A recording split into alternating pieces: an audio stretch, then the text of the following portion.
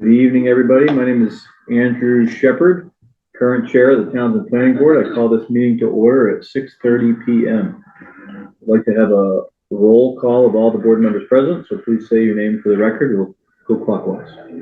Cindy King, present. Carol House is present. Robert Therian, present. And Andrew Shepard, present. Would you please join me in the Pledge of Allegiance? Allegiance to the flag of the United States of America and to the republic for which it stands, one nation, under God, indivisible, with liberty and justice for all.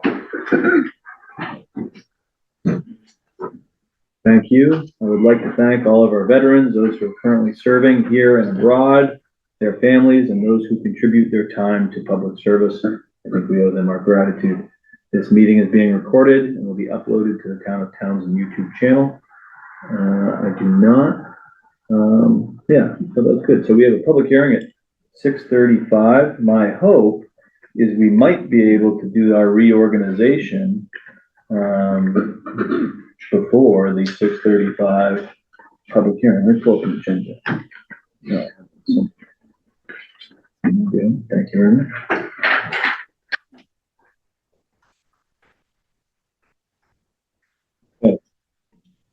Yeah, let's try to jump in. If we don't have enough time, then we will do it after.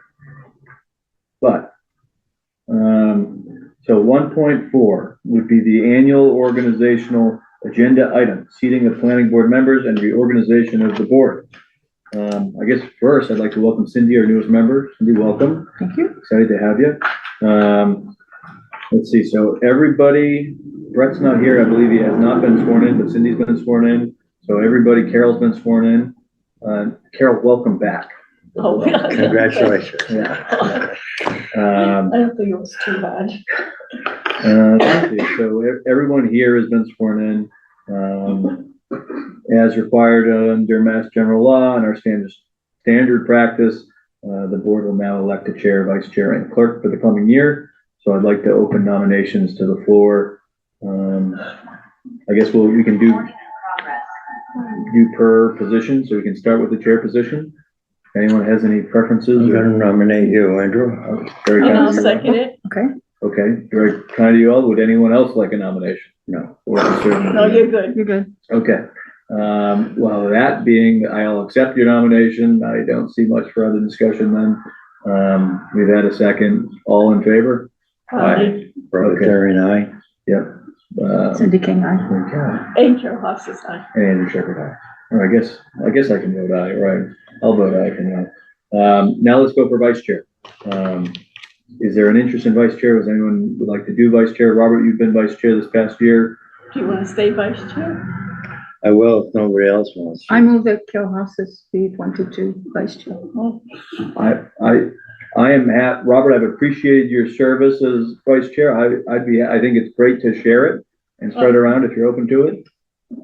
Do you want to share it? sure, we can share it. Share it in the sense that Carol takes it for this year.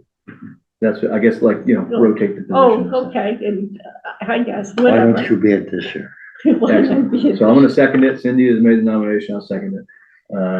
Unless there's any other discussion. Even the town hall agrees. So, all those in favor, or Cindy Cindy King, yes.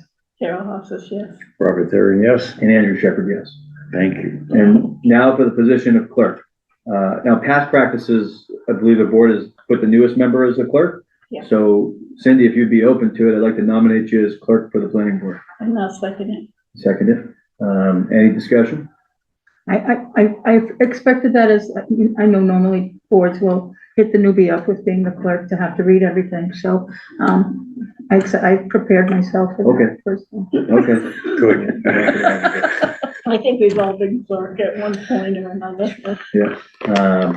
So I'll start off with, so Andrew Shepherd, yes.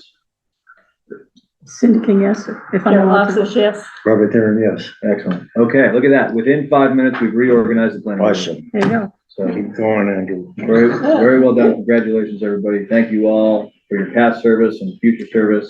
Excited to serve with you all.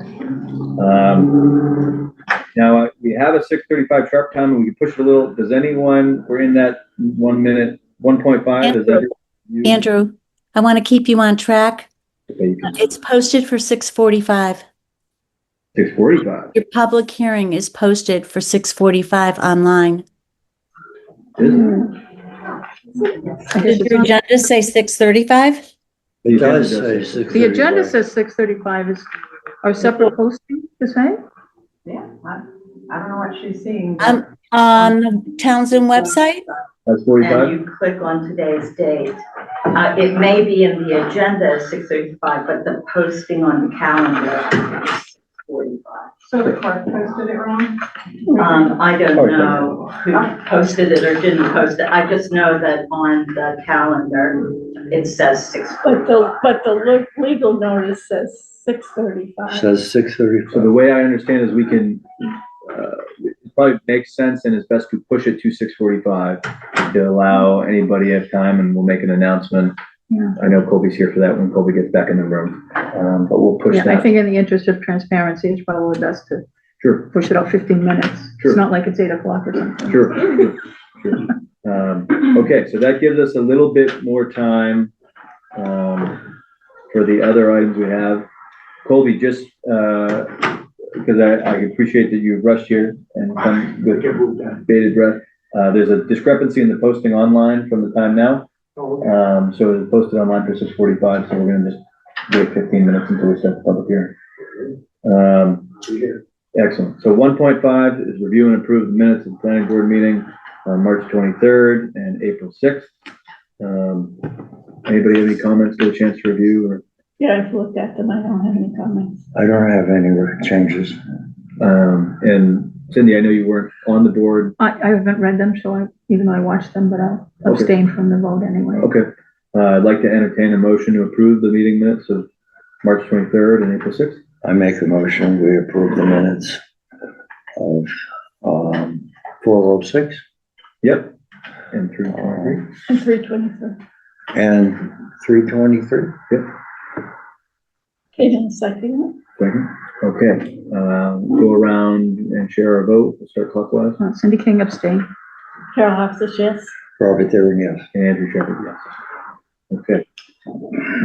Excellent. So now we got a little bit of time.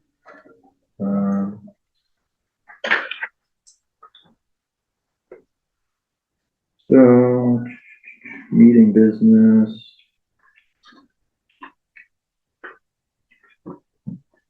Status update. 53 was 3.2.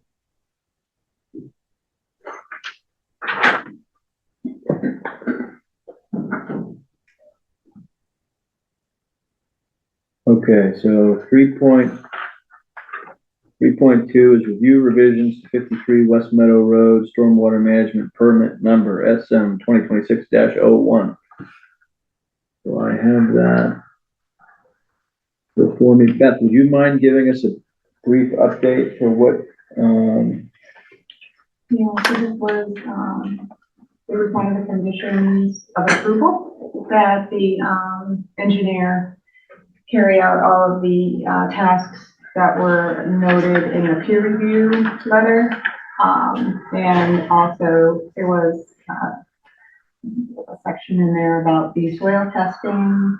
So, I reviewed it, and, Bob Garside, building commissioner, also reviewed it, and he found it to be acceptable and in order.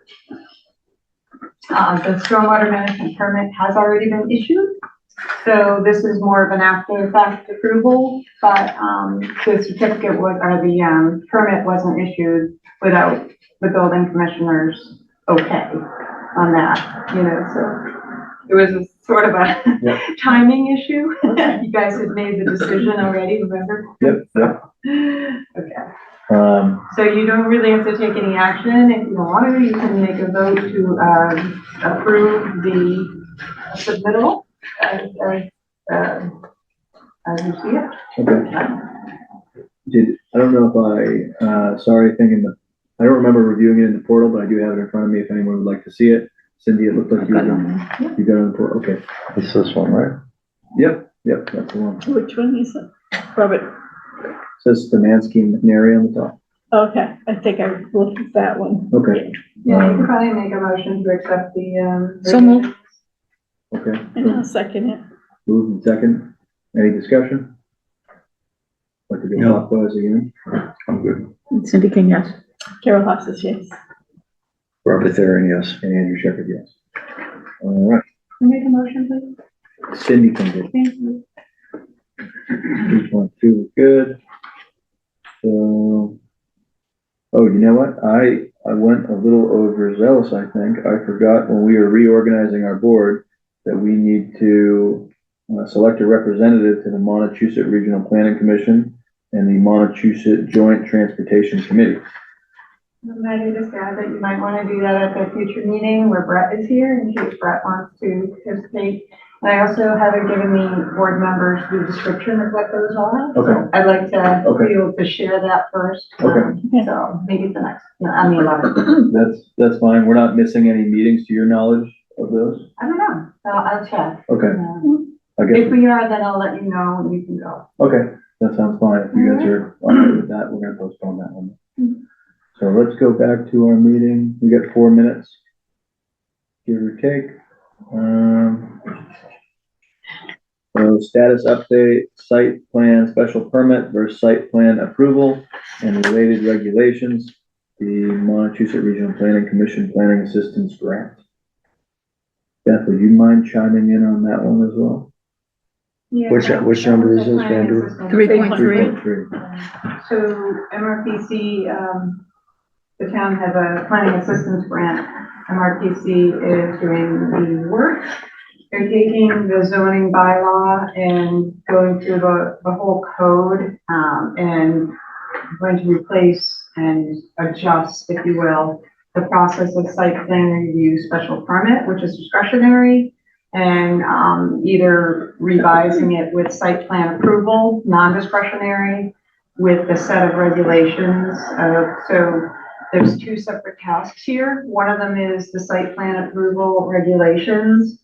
And the other one is basically to go through the code and to work with the planning board on the process of whether you want your review to be site plan special permit or site plan approval. So it's a little complicated, but MRPC never got to it because they claimed that they were working on the MBTA and other things. So this is a grant that it's a mixed match of a few grants now. It's a DLTA, it's a, PAG, and so I've asked for a scope and a timeline, and I printed it out if you want to share it, but that's what we got.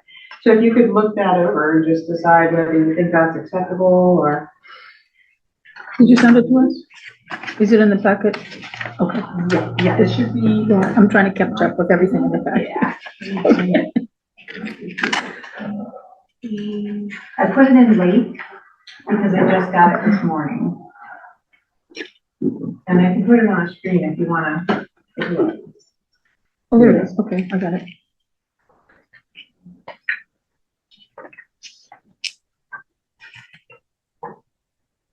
Beth, you want to throw it on the screen? Sure. Yeah. I'm just setting it.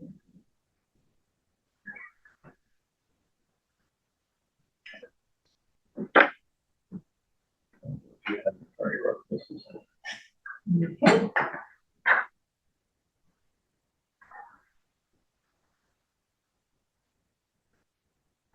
There you go. So these May dates are valid? These May dates are going to be,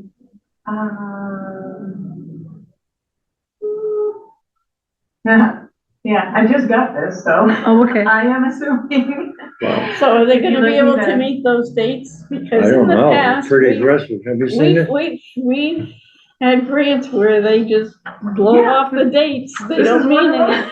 They don't mean anything. Planning assistant grant, yeah, So, and you know me. Yeah. hold them to it. Yeah. This came in literally, I think Friday, and I got it today in my inbox, so this is what's being presented. Is this coming from Joe? Or- Joe Boyle, yes, with the Bernard Cahill is the new, grant, person at MRPC. I don't know his official title, I apologize, but he's overseeing all the grants now. And he's also reviewed this apparently, so this is what he Well, got. I mean, I mean, we have the grant and we're moving forward with it. so Yeah. we just gotta see if they actually meet these dates. So this schedule It's pretty, looks pretty aggressive to me. Yeah, it's ambitious, maybe? Yeah. yes, yes. Are it's- there deadlines within the grants that require Are certain? those in the Yeah, but grant? they always forget, they Oh, they're always not. blow I them off. requested They these never because the adhere, grant has been they never adhere to sitting them. there. It's Yeah. fake. been So it's a grant we sitting got from them, so they're the grant Cool. provider, so if they blow off dates, then we don't lose anything. We still can, Yes, yeah, so these Okay. are grants that are in the system. There is, the planning assistance grant, I understand, does expire, was it June 25th? Anyway, so they've assured me through email, I have it all in email, I don't have anything else, that, there will be sort of a mix of grants that will be used to finish this up. I don't know if the board would like me to do anything more official, or I'm not sure. This is what I got. Have they memorialized in writing that they intend to finish out the grant with this mortgage In board? an email to me. Okay. I mean, So that May 15th date, is that something we should put on the agenda? To have them come Okay, yes, I think that I. to show up and tell us where they are with that. Yeah, because when is the next meeting after the 15th? What do we have, you have it on the agenda? Next meeting, May 11th, So after that, it's June 8th. June 8th? Mhm. So at the June 8th meeting, I'm sure. Yeah, I Maybe mean, make if they sure could that- give us an update of where they are and if they're close to following that timeline, Yeah, okay. that would just be something. So are we planning a schedule here? so we'll get to that at the end when we get to our next meeting at the end, but we get meetings scheduled for May 11th, June 8th, and June 22nd. But I think, I feel pretty relatively content, I mean, in this matter on the agenda, I don't think there's anything we're gonna decide for ourselves subsequent to it. I mean, MRPC is gonna provide the assistance that they can, and we'll work with it and hope for the best. So I'm okay with moving on, and I think time-wise, we're past the 6:45, and we can jump into the public hearing. So with that, I would like to open the public hearing. Item 2.1 at 6:48 PM, which is to consider the following citizens petition to amend the zoning bylaw.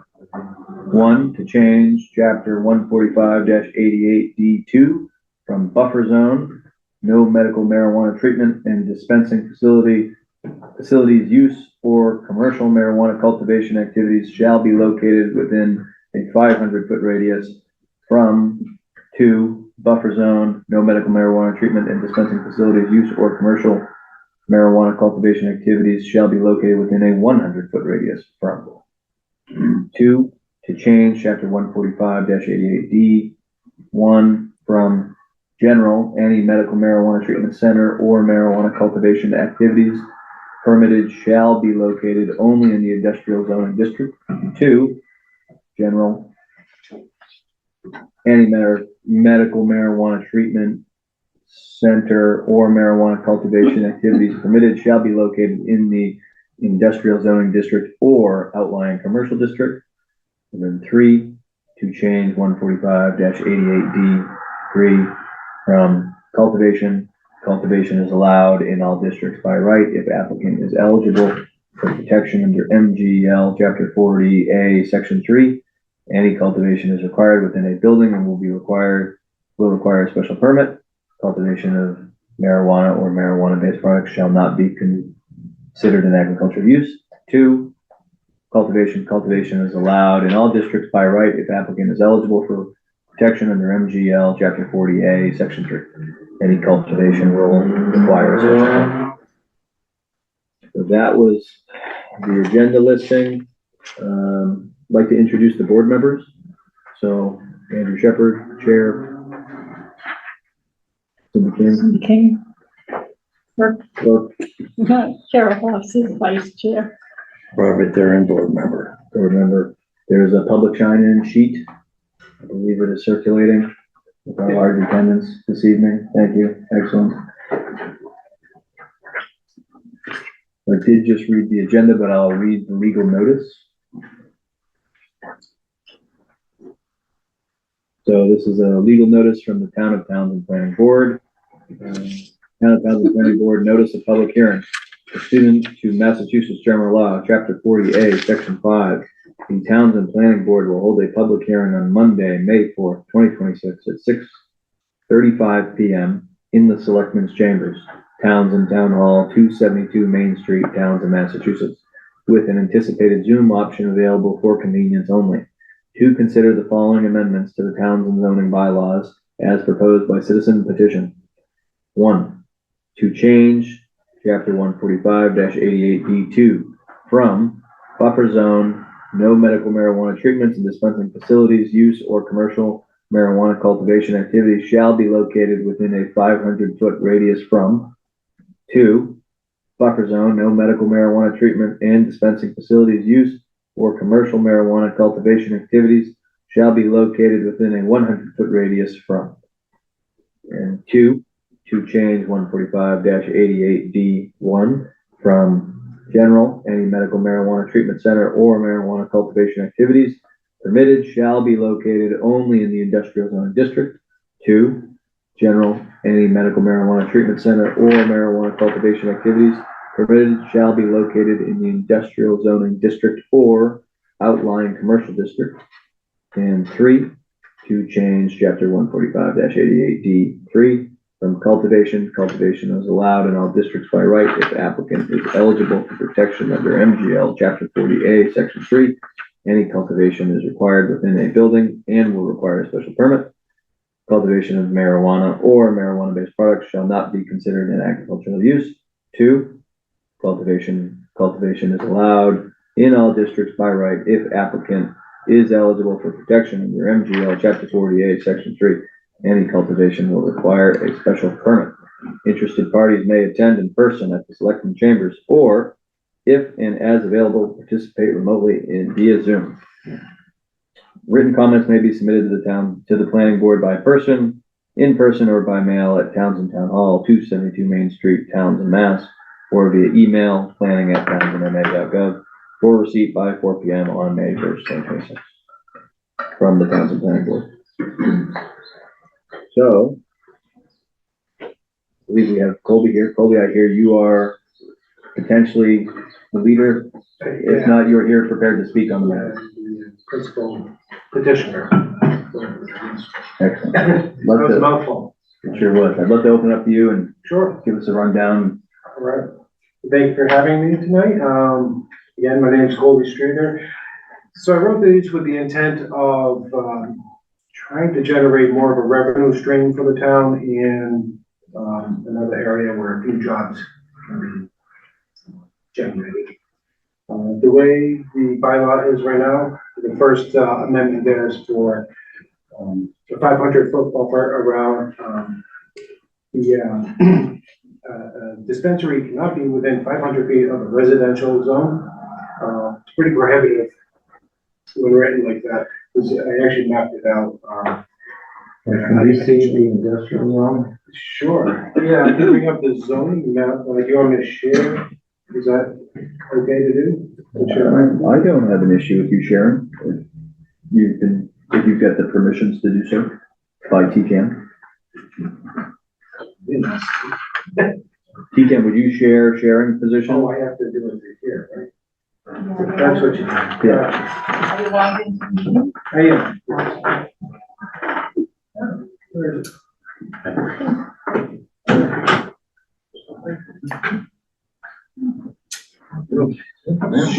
We don't take up much. Yeah, they're working on it. Okay. There you go. Thank you. How are you, sir? Beth did print out, here's the article. I lost it. Yeah, I guess for all of you, there is a printout right here of the. I'm sorry. There's a printout right here of the districts if you want to get something a little. in front of you. Okay, so here's Townsend's zoning map.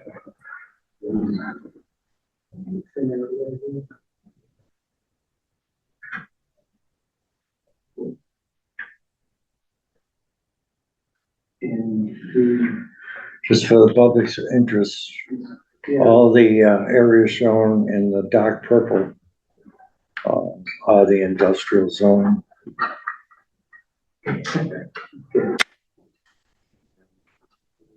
The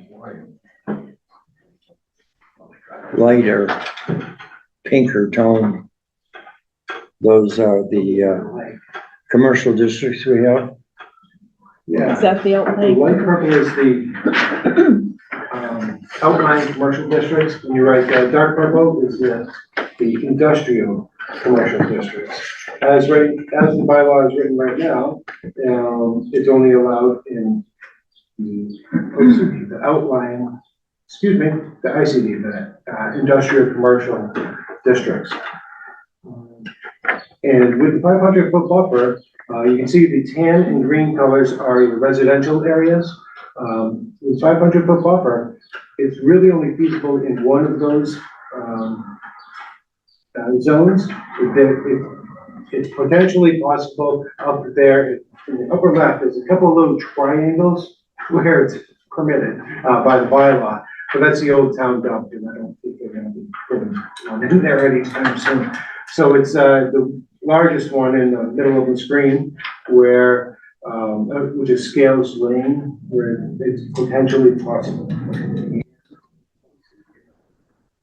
I switched to GIS program now, and you gotta bear with me. It's been giving me some issues.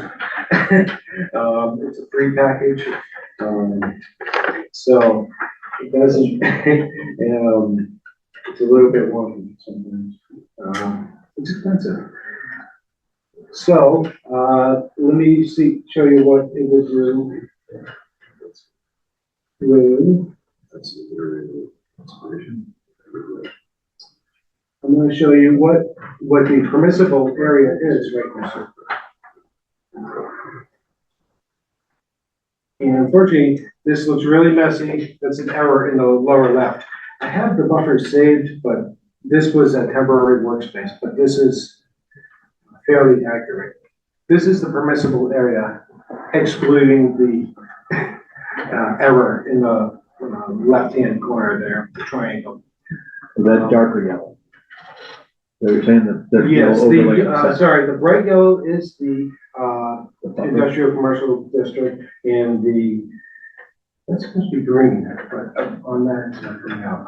The internal polygon is where medical marijuana dispensary is actually allowed. Let's see. So, as you can see, it's and these are established businesses there already. It's not likely that it could be actually exercised, the bylaw the way it is now. The second bylaw in there would allow for it to be also in the outlying commercial districts, which again are these lighter purple colors. And I got more work to do on the maps tonight. But that would provide for much more possibility for business to be established. I'm not here to talk about like whether or not that business can be profitable or not, but the way it's written now, it's not even a real possibility.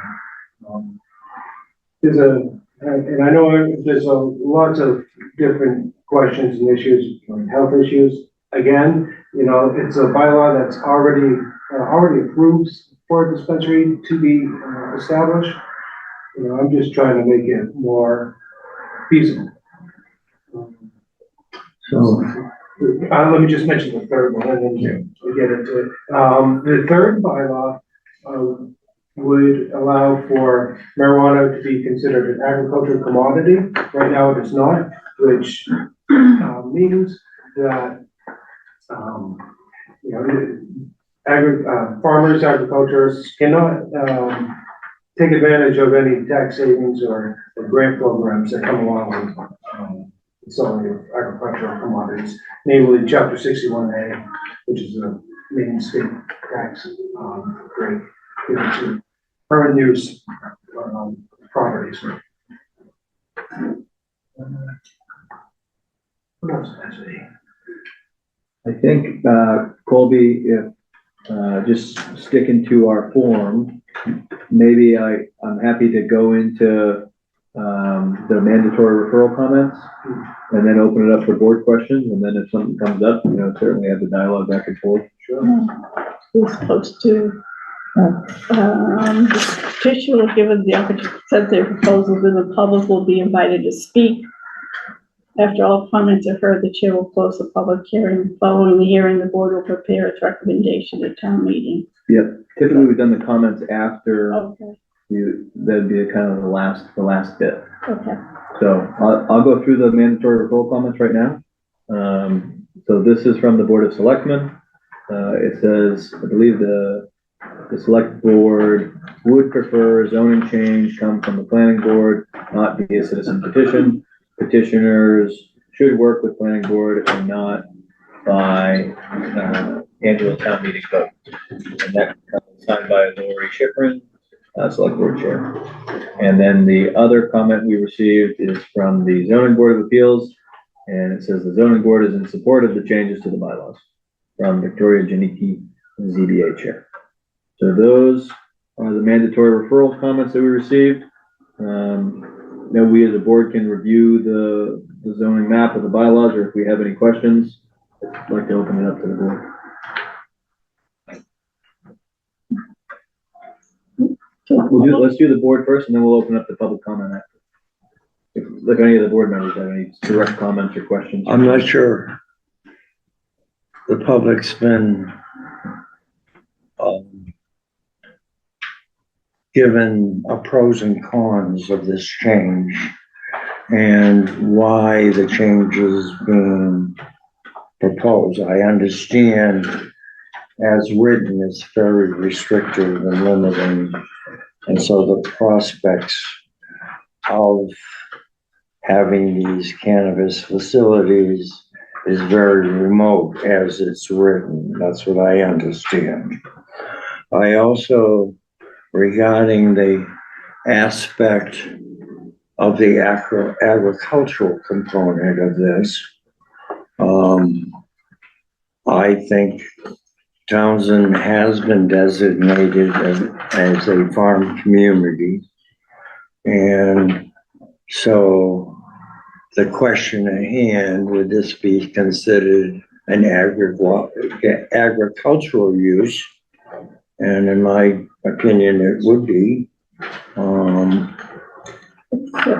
Say what? Did you read the legal comments from Adam? No, I didn't. Can you read them for us? Okay, where does it stop? Okay, regarding Article 1, municipalities are free to restrict the replacement of a medical marijuana treatment center vis-a-vis certain other uses, that is to establish a so-called buffer zone surrounding these areas. Just note that per state regulation C 935 CMR 501.110 parentheses 3, the default buffer zone from school entrances is 500 feet unless the city or town adopts an ordinance or bylaw that reduces the distance requirement. Regarding Article 2, where MTC ought to be located, is a matter for municipal discretion unless town meeting is free if the voters so choose to expand the potential development or operation of MTC to the outlying commercial district. Okay, regarding Article 3, again, town meeting is free to eliminate the exclusion of marijuana cultivation as an agricultural use. It should be noted, however, that General Law, Chapter 40A, Section 3, which says that municipalities may not prohibit, unreasonably regulate, or require a special permit for agricultural uses, expressly states that the terms agriculture, aquaculture, floriculture, and horticulture shall not include the growing, cultivation, distribution, or dispensation of marijuana. But it does proceed to allow cities and towns to permit the same, stating, nothing in this section shall preclude a municipality from establishing zoning bylaws or ordinances which allow commercial marijuana growing and cultivation on land used for commercial agriculture, aquaculture, floriculture, or horticulture. Just beware of the implications. As explained in 59 Mass Practice Marijuana in the Law, Chapter 6, Lot 9, December 2020. Although General Law 40A, Section 3 exempts marijuana cultivation from the definition of agriculture for the purpose of special permitting requirements by municipalities, marijuana cultivation is still considered an agricultural use for other purposes under the remaining sections of the Zoning Act. Therefore, unless a municipality's zoning bylaws otherwise define agriculture to exclude marijuana cultivation, the growth or cultivation of marijuana fits into the law's subset of agriculture use of either the raising of crops or indoor commercial horticulture, floriculture, depending on the nature of the particular proposed use. A city or town's definition of agriculture in its zoning bylaws is significant, as it will likely determine whether marijuana cultivation is permitted in an agricultural use zoning district as opposed to a zoning district that permits light industrial use, for example. So there's a lot of legalese there. Another question I have. This would be a change to the zoning bylaw. Any of these things that we would do tonight. Well, Wouldn't that require town meeting vote? so we're just holding the public hearing as the planning board. Tomorrow. I see. Mhm. Tomorrow town meeting, what we are tasked with doing as the planning board is coming up with either, A recommendation? or- recommend, not recommend, or take no action. Okay.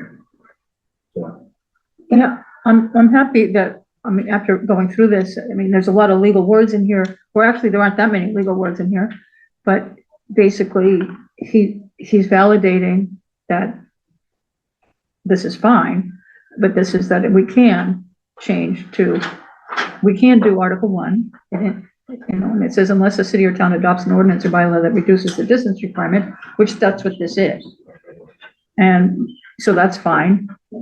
Article 2, it says that we can, it's up to us, town meeting is free for the voters to choose to expand the development or operation of a marijuana treatment, I think, clinic or center to the outlying commercial district, so we can do that. There's nothing legally opposing that. Article 3 gets very interesting.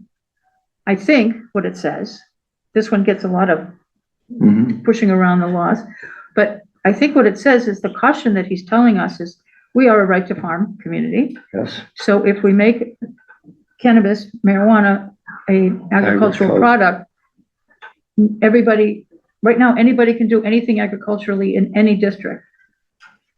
Right, the right to farm act says everything can be done anywhere. Current Our statute. current our right to farm bylaw says anyone can do anything agriculturally anywhere, in any district. If we turn marijuana into an agricultural product, anybody can grow marijuana anywhere, anytime, without a special permit, is what this says. So if we don't, and everybody's nodding over here, so. Right, I think. That's the you're- way I understand this, Yeah, so, That's a good point. Well, I don't know. so that's the caution that Adam is giving us, is that, Right. I mean, my thoughts are, okay, I don't know that we want to go that far. But I think, I mean, I'm in agreement, personally, I'm in agreement so far, but this one does give me pause. I don't know that will pass muster tomorrow, Right. but I don't know that opening cultivation to every single square inch of Townsend Exactly. is necessarily what would be in the best interest of I Townsend. agree. I think that in some way, we should allow cultivation, but we should restrict it in some way, would be Well, my, the other thing that the public should be aware of is when a property owner operates under the agricultural bylaws, the agricultural bylaws are pretty generous in terms of the owner, completely generous. right? And so on the agricultural bylaws, agricultural uses are exempt from a lot of bylaws, which we should pay particular care to look at the implications of that. I think that is a concern. I don't particularly have a problem with cannabis being considered an agricultural product, but when you apply it to the zoning allowed under agriculture, that could be problematic. So, yeah, basically you could put it anywhere in town. Exactly, and And right now, the bylaw says, cultivation of marijuana or marijuana-based products shall not be considered an agricultural use. I know that's what he wants to change, but the farming bylaw pretty much says you can do it anywhere. If you identify it something as an agricultural product, you can do any of that anywhere.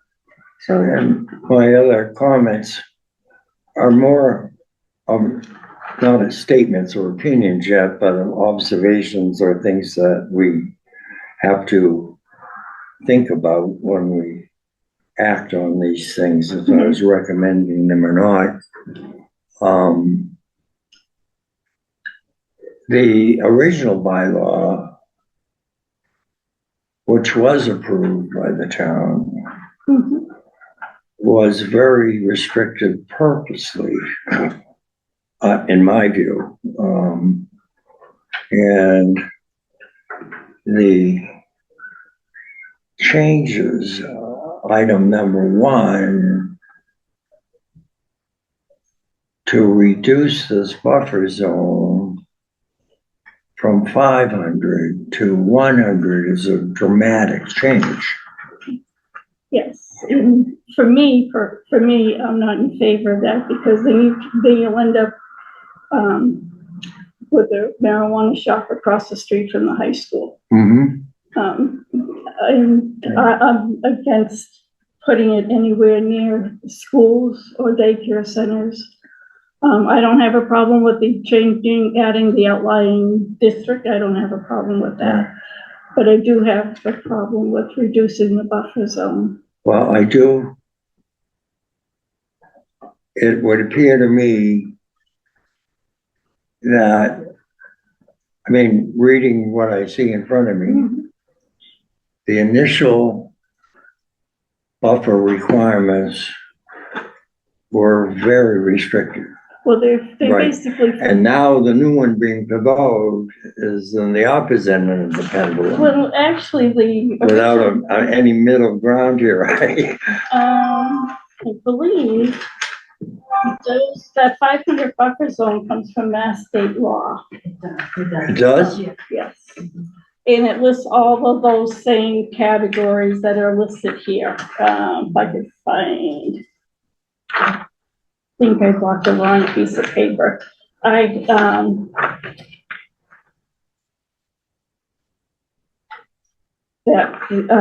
When I looked at because the state has a 500-foot buffer, and it does say schools, daycare facilities, alcohol treatment centers. These come right out of the state. Right, is that a statute or a guideline? No, it comes out of the Mass General Law. I think what So- Adam is telling us, though, is that we are free to change, that his evaluation, after Oh, looking at yes, that law, yes, we are free to make that change to a Yes, 100. we are free to make that change. Both of the municipalities can modify that. Yes, that's what Adam is Yeah. telling us, that Yes, it can be. we have the right to make the adjustments. And the Cannabis Commission has been in upheaval for a couple of years now. I know. Who knows what's Who coming knows out of there what's next? gonna happen next, right? I think we've had some pretty healthy discussion on it. I don't know if, does anyone feel like there's a point they haven't brought up or? Well, I think the other subject is a special permit item, I think you have to have a special permit, regardless. especially for the cultivation, you have to have a special permit regardless, that's state, that's. That stays. Yeah. And it has to be in an enclosed building. It can't be cultivated outside of an enclosed building. So I'd like to, if we have any more comments from us, Miss Cindy, it looks like you might Yeah, have one. I'm still, I mean, I think that unless I'm reading this, that we can't, I think what Adam is warning us on Article 3 is that because we have the right to farm, we can't put a special permit on one particular product without changing the right to farm. Is that, I think, a city or town's definition of agriculture in its zoning bylaws is significant, That's a as it good will point. likely determine whether marijuana cultivation is permitted in an agricultural use zoning district as opposed to a zoning district that allows, he quoted a lawsuit, or case law. So I think if we change it to an agricultural use, then under the farming bylaw, it can be done anywhere. right, And I think that's what Adam's caution is. exactly. that- So I'm not necessarily, So I'm not in favor of necessarily this one. a favor. I'm not in favor of going that far. But I would just assume leave the bylaw the way it is. I tend to think so. I I don't have a problem with the outlying commercial district, but for me, I still want to keep the 500-foot buffer zone. Because I'm still, I want to keep it away from the schools, I think we've had some healthy topics come up in a variety of opinions. but that's, I want to give Colby a chance to respond to some of the things that Okay. that have come up. All right, If you have any I'll have more comments. later. There was a lot of them we probably should have done. All right, you're on. All right. Yeah, to Mr. Schifrin's comments there, I am a rookie at this. I didn't mean to upset the order of precedence, but saw an opportunity here to rewrite this. I think it can be rewritten to exclude the areas that you're talking about. In the schools, halfway houses, the entire list that's there. It's really that residential district, I think, that you have to tackle. That has to be reduced if you want it to be any kind of enterprise whatsoever. The real, one of the main reasons to reduce the buffer also was really to be able to try and bring it out to the street front, where it can have exposure, have be a possibility for people to drive to it and to be patrons of it. You know, I do think there is some money being left on the table here by not being able to participate in a medical marijuana dispensary in town. There is tax money that goes to it, that's a complicated subject as well. Let's see. anything from the public? I think Cindy, it looked like you might have had a few more comments. I mean, I've got more personal beliefs or feelings about some of these things. I disagree with Carol on the 500 versus the 100. I think just thinking about across from the high school, there's a lot of alcohol over there. And I mean, knowing what has occurred over the last 10 years there's cannabis stores all over the place. We drive through other towns and we see these places, and they're not places of ill repute. They're professional retail establishments or healthcare facilities, depending on where they are. And I don't see a problem with just thinking about the Harbor Mall there. If somebody, I don't know that somebody would want to, I don't know that there's even an open space over there right now, big enough.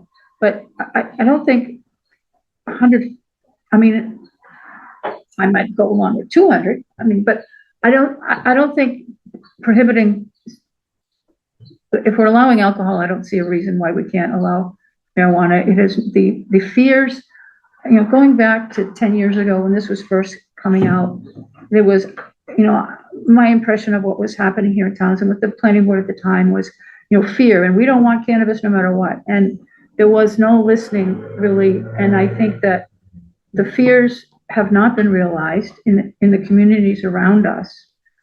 And that I think that the communities around us are got some money coming in. We're losing hundreds of thousands of dollars in tax revenue from not having these.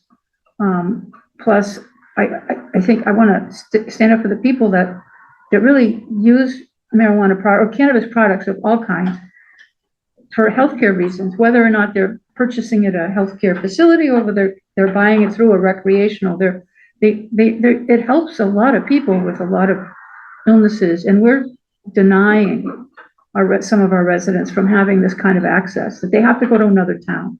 And some people really can't get out. We do have a lot of people that could benefit from this. So and currently, since we allowed marijuana in some of the zoning, what Colby has presented is true. We really zoned it out because there's no place where you could actually do it right now. And,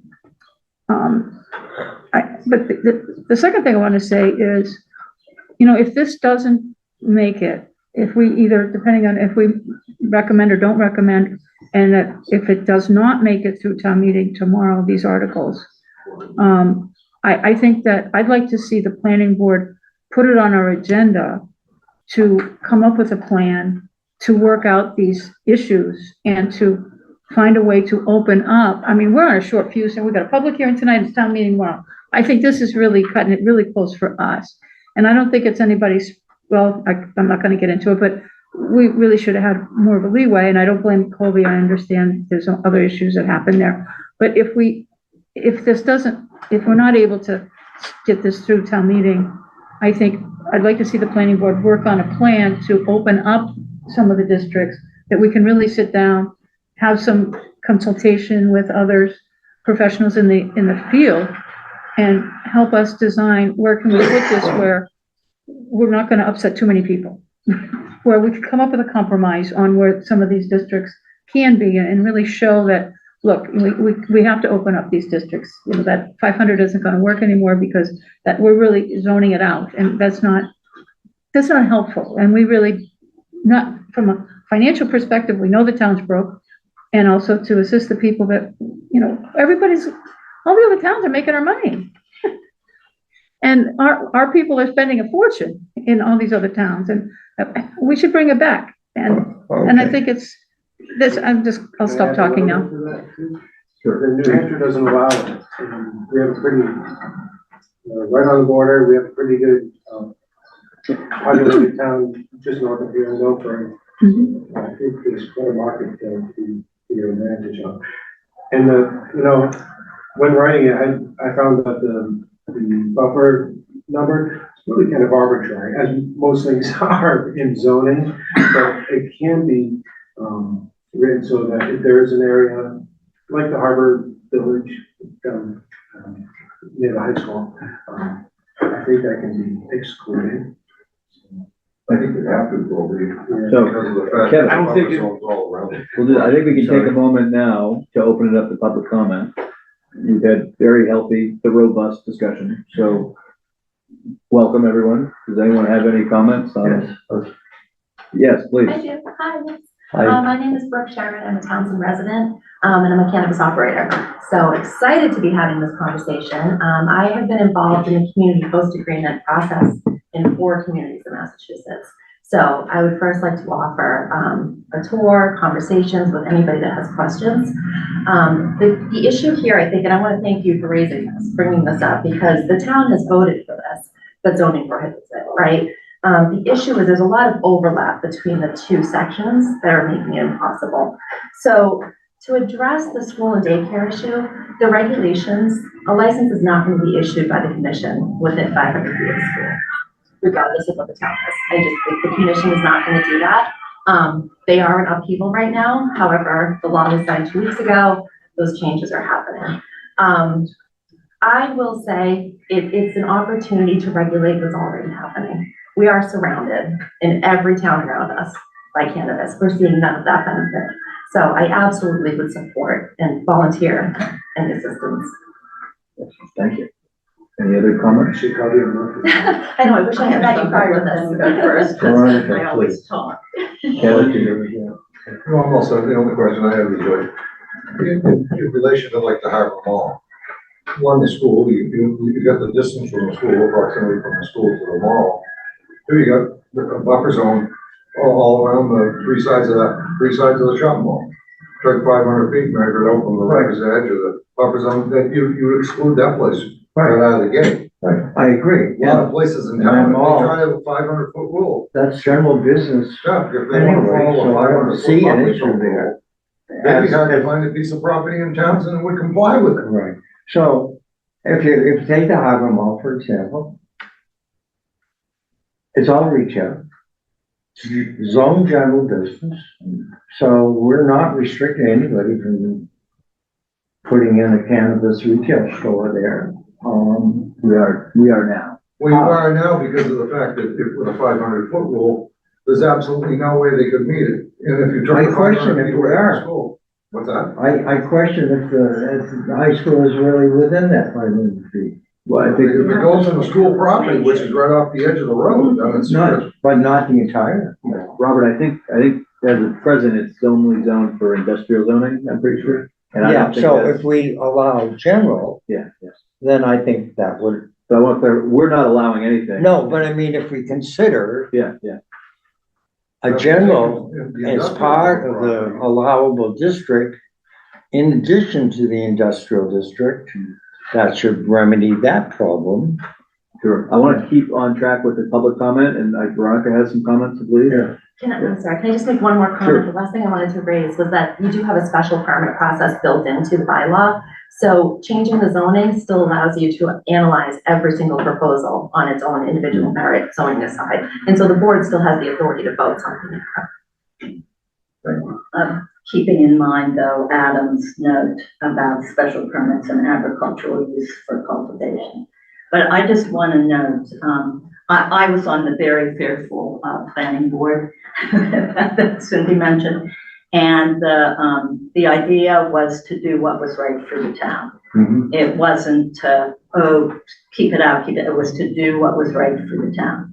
And, I really think this has to go back to the planning board. I will vote against it at town meeting because it hasn't been looked at totally.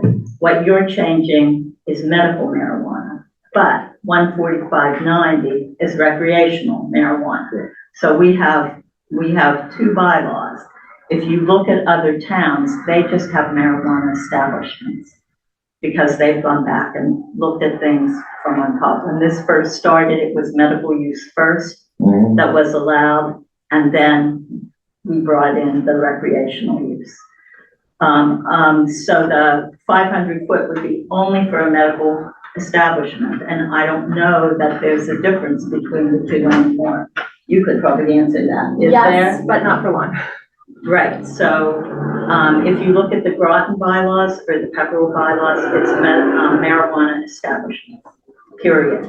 No breakdown between the medical versus recreational. Groton, which has all the marijuana stores, has a 500-foot. That is there, it is not 100-foot, it is 500. Pepperell is 300. So if you look at the other towns, most of them stayed with it. As far as the industrial district, there were other properties, but the town rezoned them on citizen petition to residential out by the dump along That's right. Greenville Road. That's right. That was one of the possible places. And the town said, oh, let's make that residential. And that was a citizen petition. Mhm. So that cut out that possibility. It wasn't the dump itself that was being targeted. It was those properties along the road there, which did fit the establishment. It wasn't just Scales Lane. So it really needs to be looked at overall. I do oppose taking out the statement about agricultural use. It's within a building, makes a lot of different, and cultivation is allowed anywhere by the bylaw, residential or not. And it makes a big difference as far as distances from wetlands, things that you can do with wetlands if you're agricultural, but you're not driving a tractor around, you're within a building. You're not doing what you would think of with typical agriculture. So I am opposed to taking that out. However, the bylaw gets reworked. But I think it's worth taking a look at. And, I mean, it was almost 10 years ago that we did this. I guess it was 17 and then 18, I think, or was it 20? No, it was 18. I was on the It was board. 18, because in 20 I was on the select board. You were on the So, board? I was on the it's worth select board at the looking at and figuring out and looking at the zoning maps and thinking about those distances, I think. But on a citizen petition, sorry, Colby, I won't be voting for it. Not just to say, oh, let's just do this without, I know you've thought about it, but, and it's only medical. So what happens if you have a facility that's recreational? Well, they're still 500 feet and they still have all the, it's 145.90. You're looking at just 145.88. So, and it's true, I've said this already, other towns have kind of merged them, and it might be time. Sure. Thank you, Veronica. I want to be mindful of time to a certain extent. Colby is the proponent. It looks like you have a few more thoughts. As the proponent, happy to enter. I mean, if there's any other public comment, I'd like to turn it to Colby, have a final discussion as the board, and then work towards closing the hearing. So I'll give you the. No, if nothing else, I hope this is gonna start the conversation. So maybe this wasn't the right way to go about it, but hey, got you guys all talking. So hopefully something will come of it. Colby. Sure. Thank you, Colby. Thank you. And thank you, everybody, for coming. Toby, you mentioned the financial aspect, benefits to the town. Are there any numbers supporting that anywhere? I know that, well, I wonder if our operator in the room, resident operator, would sure you she can speak to him. Yeah, so originally it was, most of the agreements were structured at 3% of revenue, assuming there would be a community impact, a negative impact to the community, and that 3% was designed to offset. In the 10 years of operation, there has not been a proven negative impact to communities. There's been improvements to communities. So I wouldn't be comfortable saying the town is gonna get 3% of revenues. The town has to justify where that impact was to get those revenue. However, most agreements will work in some kind of agreement to the town. In addition, as part of the licensing process, you have to have a positive impact plan with the Cannabis Control Commission. So each operator, we commit to X thousands of dollars per year to go to specified local funds. And that's beyond obviously jobs and benefits to members of the So that's all community. handled on the local level. That's part of the community agreement and as part of the licensing agreement at the state level. Thank you. All right, is there any other, thank you for the public comments. I guess one final note for the board, I mean, any other things we'd like to bring up before we close the public hearing and decide what we want to, how we want to recommend it for town meeting? Well, I'm comfortable with addressing, allowing the general district in the industrial. I think that is worth it. In other words, allowing, The outlying district. yes, Yeah, whatever. and not just restricting it to the industrial. Yeah, I'm good with that. I'm definitely opposed to any reference to it being an agricultural product. Then the next one is the distance of the 500 feet versus the 100 feet.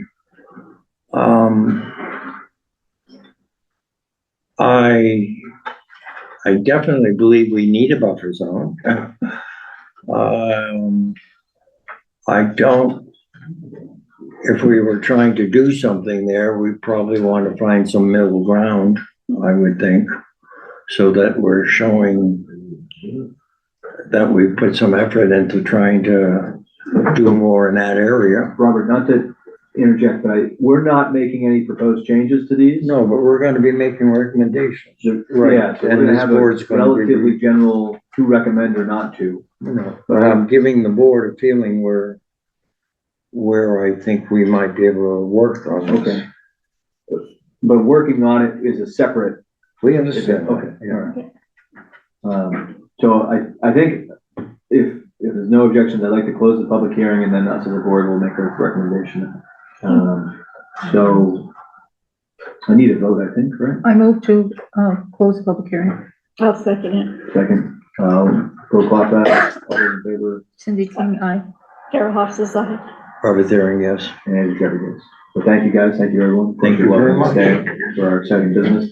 So I guess let's jump right into, I think technically agenda item would be, what is it, 3.1, which is to discuss and finalize the planning board's recommendation on the citizens petition, subject to the public hearing, to submit to the annual town meeting, May 5th, 2026. So Beth went ahead and drafted, I believe, a draft decision per se, and it was relatively straightforward. It just cited the proposed changes, and then it just said, we choose to recommend, not recommend, take no actions, and list a list of reasons if we have them. So I guess I'd like to go around the table and just share our thoughts, and Cindy, happy to start with you. Yeah, I'm trying to find it on my thing with her. There's so many things in this Yeah, packet. yeah. If you're trying to move quickly through it, Yeah. it can be difficult. So Yeah. this is, Just what she gave us. yeah. Okay. So if you want, I guess you could take a minute to, Yeah, well, what I'm thinking of doing, I wanted us to come up with the finished product properly. Sure. But I'd like to recommend that we not recommend any of them, sure, but either not recommend or take no action, one of the two, whichever is the most appropriate. take no action, I think, is, I mean, because but I want to add, I want the townspeople to sure. know, if we all agree, my proposal that I made earlier is that we immediately, as soon as possible, initiate an agenda item or to start working on fixing this. I mean, Deeper review. that this has come up, a citizen petition, that let's not go with this because it came too quick, but that we want to initiate plans to make more thought out professional changes to the zoning bylaws in relationship to marijuana in order to make it easier for access, but that's what I'd recommend. Those, bylaws from the other towns. You can find them easily. They do Google, Yeah, right, cannabis bylaws, Okay, federal cannabis. maybe there's. They have eco, similar to what we Okay. have. I would think if Set up. we Okay. are in agreement and get to that point, we can easily pull those up and compare them. And compare them and maybe It takes rewrite. some time over the summer and even into the and, fall, even if this goes, I mean, I'd like to see this get opened up, but even if it takes us till next annual town meeting, and put to them do it into right, one. I to agree get it with you. right. And yeah, I think we should take some time, look at some of the surrounding towns bylaws, maybe combine our two bylaws into one Yeah, and make a recommendation then, so. and I'd like to hear from consultants So as do you well. want to address the distinction between medical Why don't we marijuana? do we want to just say take no action at this point? And I would take no action on all three, on with all the three. plan that we're going to work on this over the next several months, Fine. to do it right, to do it in a way Okay. that's not so fast So and fast. give everybody, That's right. including the public, an I agree. opportunity to participate with us to get this done right. So in terms of the way, the draft decision is created, so it would be the planning board potentially voted unanimously to take no action on adoption of the proposed amendments for the following reasons. And then I think we could have a brief sentence that would say something to the effect of, we as the planning board would like to have a more in-depth review of the, recreational and medicinal marijuana bylaws and submit something at future to, Yeah, for with community consideration. partners. for consideration, the other future Something to date. that effect? Yeah. Is that- Yeah, Let me just draft down a draft reason.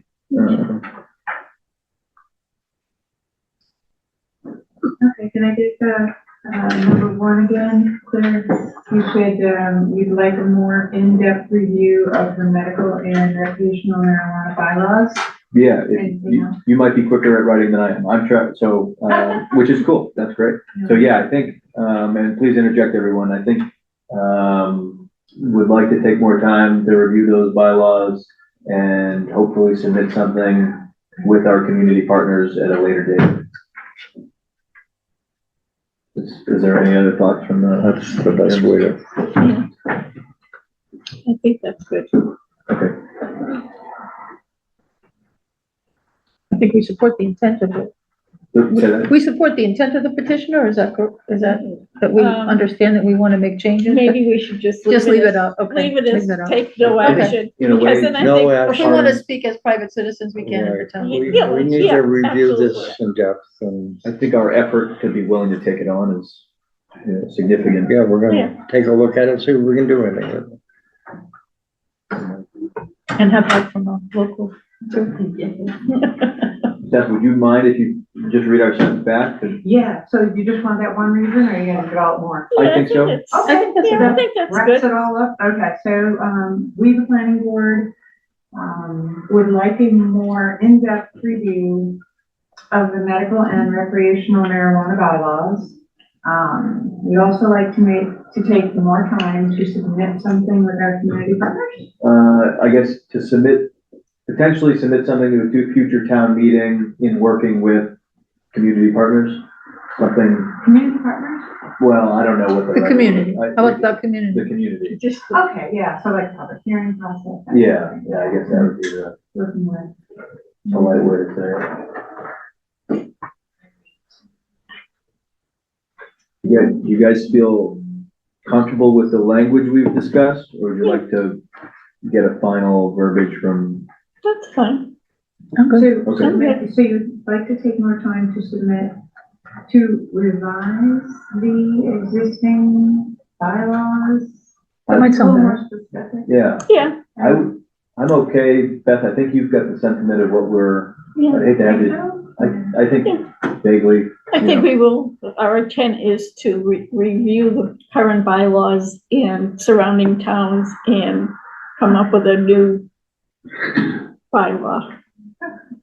I guess I don't see the need for us as a board to all stare at Beth while she writes a sentence. If, even though you're great at it, Beth, and I'm sure you don't mind the pressure of us watching you.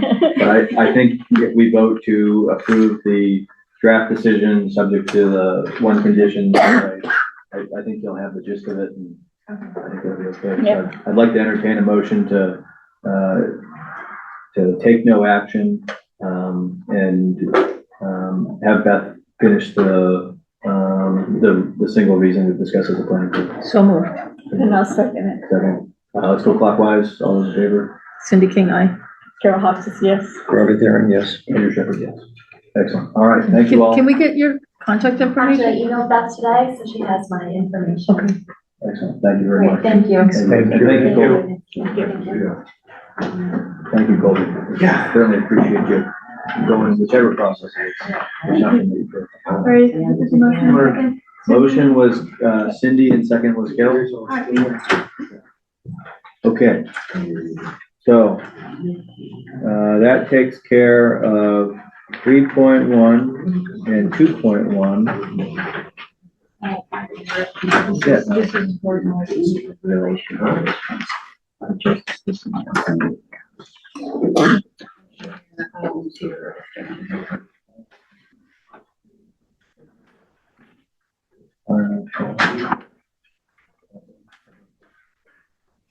We'll talk about this when we get to 3.7.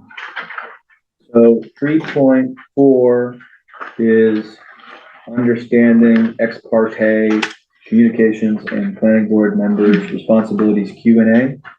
I believe Beth had put up some talking points, and not to speak for Beth, I'd like Beth to comment.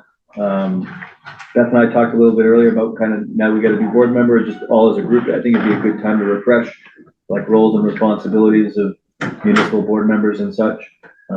I would like to take a little bit more time to just review it before we talk about it in earnest, I think.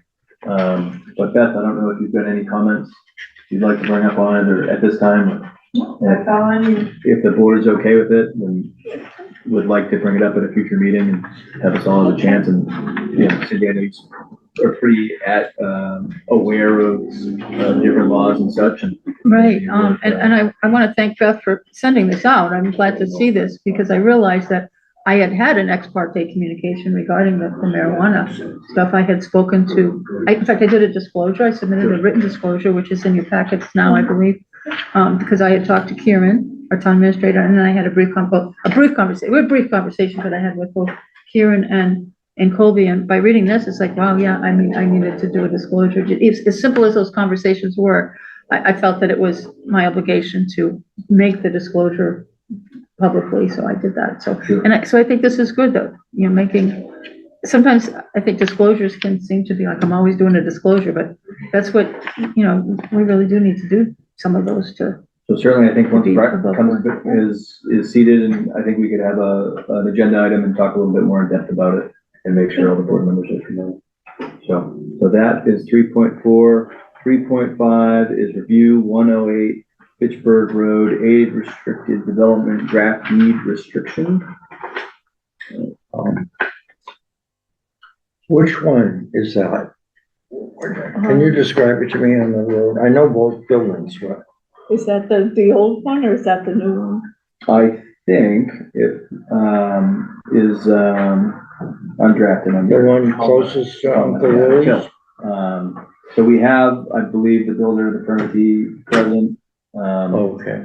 Beth, I don't, would you be interested in giving a quick update from your perspective on 3.5?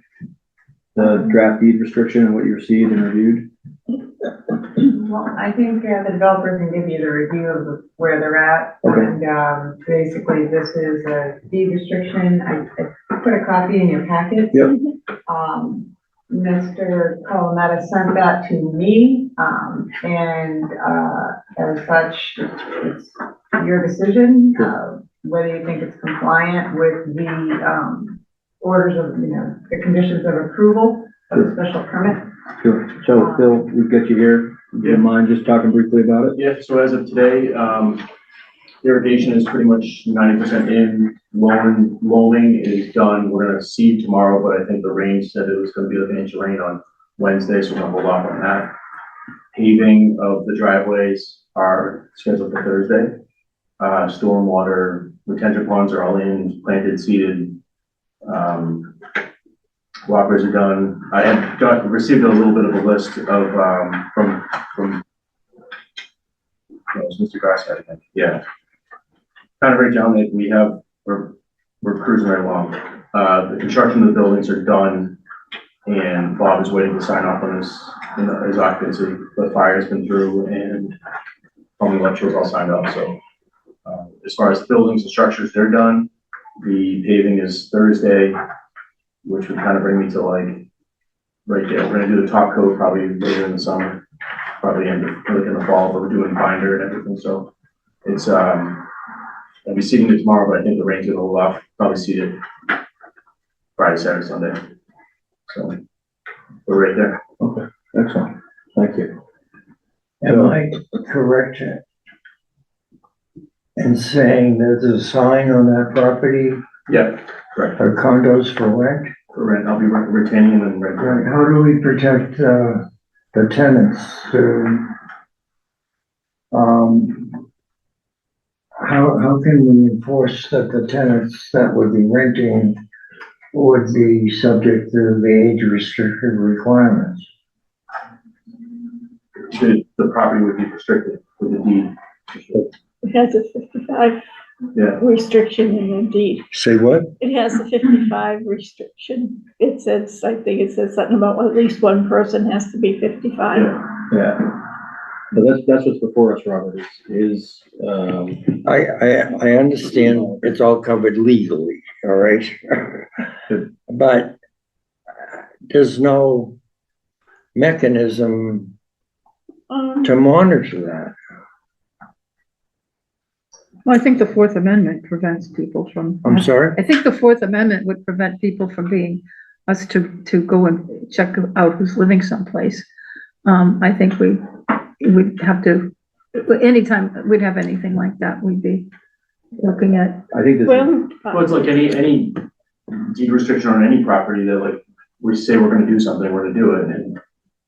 Yeah. So I think you're asking if like, there's a party that rents there that's underage per se, the neighbor could potentially go to the building department and say, hey, this is false, or this is wrong, and he comes in and enforces that. I talked to Barb Garside about that. And the town census would be Yeah. another source of, okay, that we've got the census and everybody that's listed at that address is 35, what's going on? And I think over 55, that always generates, there's always conversation that always comes up, anywhere I've seen it, is that if you've got somebody in the home that's elderly and passes away and they're living with their adult children who might be 30, then that is an issue that I'm not quite well versed on how that is supposed to work. I But that know, is something that does occur, That, and it is dealt with. I think you're probably well versed on that it. was part of the And we'll, conversations you know, we had when we yeah. approved that. But I don't think there's a way for us to be intrusive in ways. I think we have to work and wait for the things like the neighbors to complain, the census to show up, and then say, hey, we think we have I don't know who has the authority, who acts at that point, whether it's the building inspector or us. The or building inspector is a zoning enforcement. enforcer. Oh, there you go. I know that in my opinion, as a member of the planning board, not speaking for the planning board, don't wish to be in the business of checking home occupancy ages and such, you know. No, I agree, and none of us are advocating that. Sure. But again, this was a special privilege that was provided, and the enforcement part is very weak. So the word for rent and for sale, is that messing you up on your comment? If it was for sale, you could have the same argument. It is the same argument. Right. It is the same argument. This isn't the first. But it's exposing it to a whole other world of things. And, I mean, I could, from personal experience, when I was gonna try to buy a 55 and older condo, but I was only 54 and they said, no, you have to wait till you're 55. But just envision the kind of problems this does, because you have a condominium owner who might be in financially stressed, who will lease that just to take care of his financial burden. And I don't know, anyway, There are avenues. that it's exist. done and we'll have to live with it, Well, but you guys approved the bylaw. Yeah. You guys gotta tighten up the bylaw. I know. So, Yeah, Robert, So- if we wanted to maybe look at the bylaw and see if there's any industry standards or something, that I think that's something we're not opposed to doing. No, you know what, it's done anyway, so I'm like, I'm saying, you know, to remedy your concern, right? You know, that seems more opposed to this specific project, you know, maybe we take some time over the summer or whatnot and no, relook at that bylaw. no, I'm not gonna deny this because of that. It's just, I think we can cross that bridge when we come to it. no, it's just, I want this board to be aware of yeah, no, the weak parts of these things that, but that could be any condo community of 55 and old. I mean, I was told, when I was 54, it was gonna be like 55 in 6 months. They said, why don't you have your father buy it? And then, you know, so. I think our community is actually aging, so I think this might be a non-issue. And, you know, if we had to be under 55, that might be a problem. I think more and more people are our age group looking for someplace to downsize. I mean, finding someplace, I don't know how big these places are, but finding someplace to downsize is a critical problem. And I think finding somebody to fill a 55 and older is probably not that difficult. let's just move on. Okay, I think we've had already discussed. I'm good. Okay, I'm good. I'm good. So we have to vote Do on you need this? a vote, either of you, or approval? I think it. we basically, my attorney just took what we had in the zoning bylaw, and put it on paper, and we just wanted to. I think we're okay with it. Yeah, I don't think we need to necessarily vote on it, but I think we're okay with it. Yeah. Okay, Okay, excellent, thank you. The other issue, well, not issue, but, the other condition of approval is a conservation restriction on your open space. Do you want to give us an update on that? The planning board needs to see your progress on that. Because I think you're looking for occupancy or. We're looking for a temporary occupancy, yeah. Temporary. Yeah, so, So where is that at, the conservation restriction? I need to find more information on that part of it. And kind of deep dive into what that really means and all that. The land's there, we didn't have any conservation restrictions or notice of intent or RDA on the property, but then we read through the bylaw, and again, I want to kind of like see what that really means. Am I restricting, what does it really mean? Off the top of my head, I don't know. Okay. But, And, You know, Yeah. So, to me, like, we have, okay. totally, sure. So the restriction means that you're, giving up, some sort of right to, a portion of the property, like a development right, like the building rights for this square footage of whatever area on the property, won't have a building on it. And it can come in a number of ways, what you say is permitted or not. But the general understanding is that, the conservation restriction is a holder and the property owner. The property owner, that's pretty correct, that is, but the holder is another, could be an entity of the town or a land trust or a like-minded. Yeah. We're facing the same problem, we're on Depot Street, so we have to have a CR on ours. You're talking 21,000 square feet. A land trust isn't gonna hold a conservation restriction on 21,000 square feet because it's not land. Yeah. The land that's not built on is already an open space, so we're putting a conservation restriction on land that's already in open space that nobody can build on anyway. So it's kind of like a redundant thing. So who was gonna hold this conservation restriction? I don't have a problem with the language, but who was actually gonna hold this thing? So if it's a town entity, it's, gotta be the Conservation Commission. So the Conservation Commission will bother itself with holding these conservation Yeah, and restrictions? it's their responsibility to monitor the agreement, to go there, visit it once a year, make sure there's no, trespass. or- Okay, okay. It could be, No, because I know a lot of towns won't, they won't be bothered with that. Yeah. Okay. so what were the Yeah. steps, what are the steps to have to do that? Can we talk about that, or? I'm okay with that, I think it would help both parties here, so. Sure.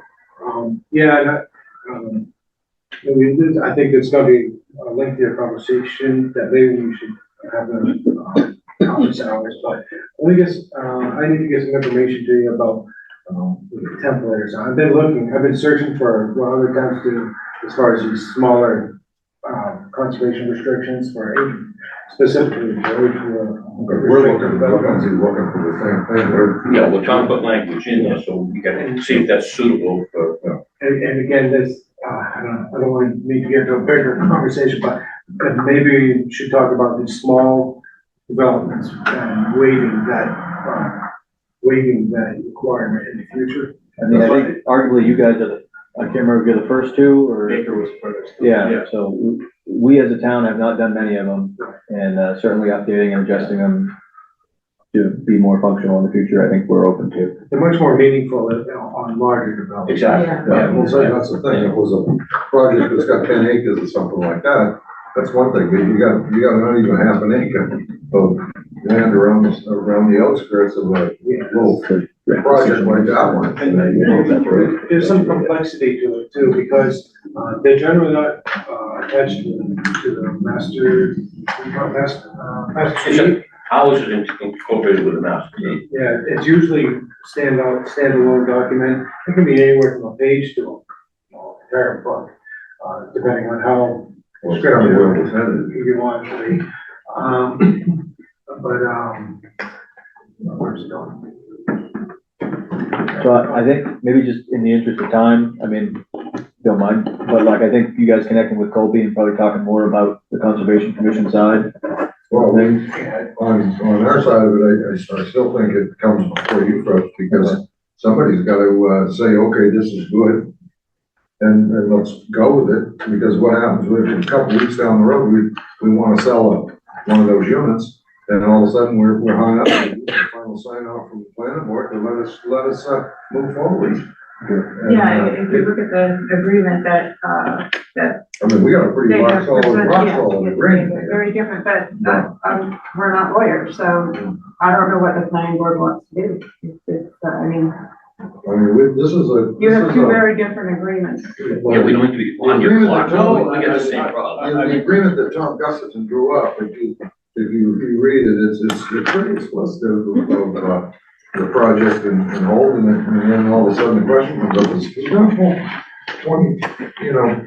Well, if the town is willing to do it. Yeah. There's another level of approval here too. It has to go to the state, EA, Executive Office of Environmental Affairs. Yeah, what happens if they don't want it? What happens if they don't want it? And I don't think they'll do this. They won't. The state won't mess with 21,000 square feet per CI. Because I work with Land Trust and Dunstan, and they hold big ones, farms and Drake and, big acreages.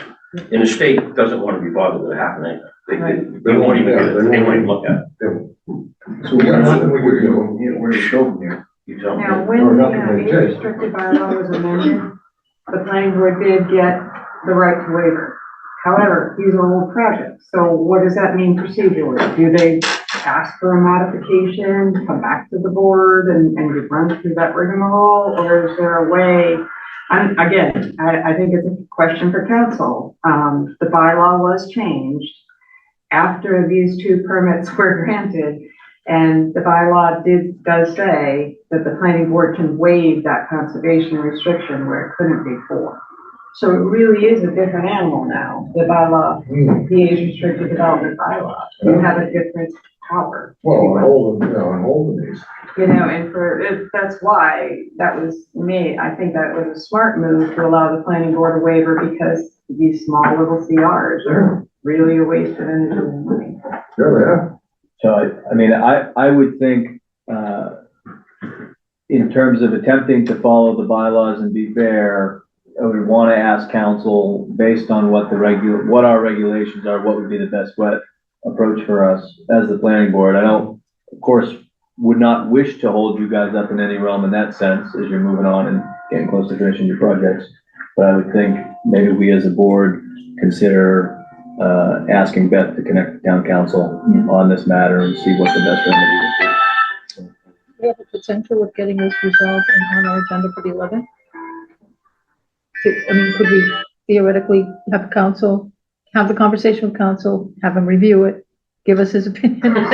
And Council reviews it that quick. well, sometimes he goes fast, but can we get this on the agenda is that potentially possible to be? Well, the thing is, this is kind of uncharted waters, because now we're paying our council to review their agreements. And I'm not sure that's the intent of the bylaw. I guess less. No, can we waive it? The question is, can we waive it? Can we use the new bylaw? Yeah. So that, not their agreements, but can we waive the conservation restrictions that were put on before the bylaw change? Can we use the new bylaw to go back on to that haven't been, you really haven't been completed yet, so you're still in process, right? Yeah. So that's the question, not to review their stuff. Very good. Now I understand. And then if so, do they have to go back through the modification process, which can be laborious, which can be posting the public hearing, yada, yada, yada. Is there an administrative way to get that done? Well, you know what to ask council. Yeah.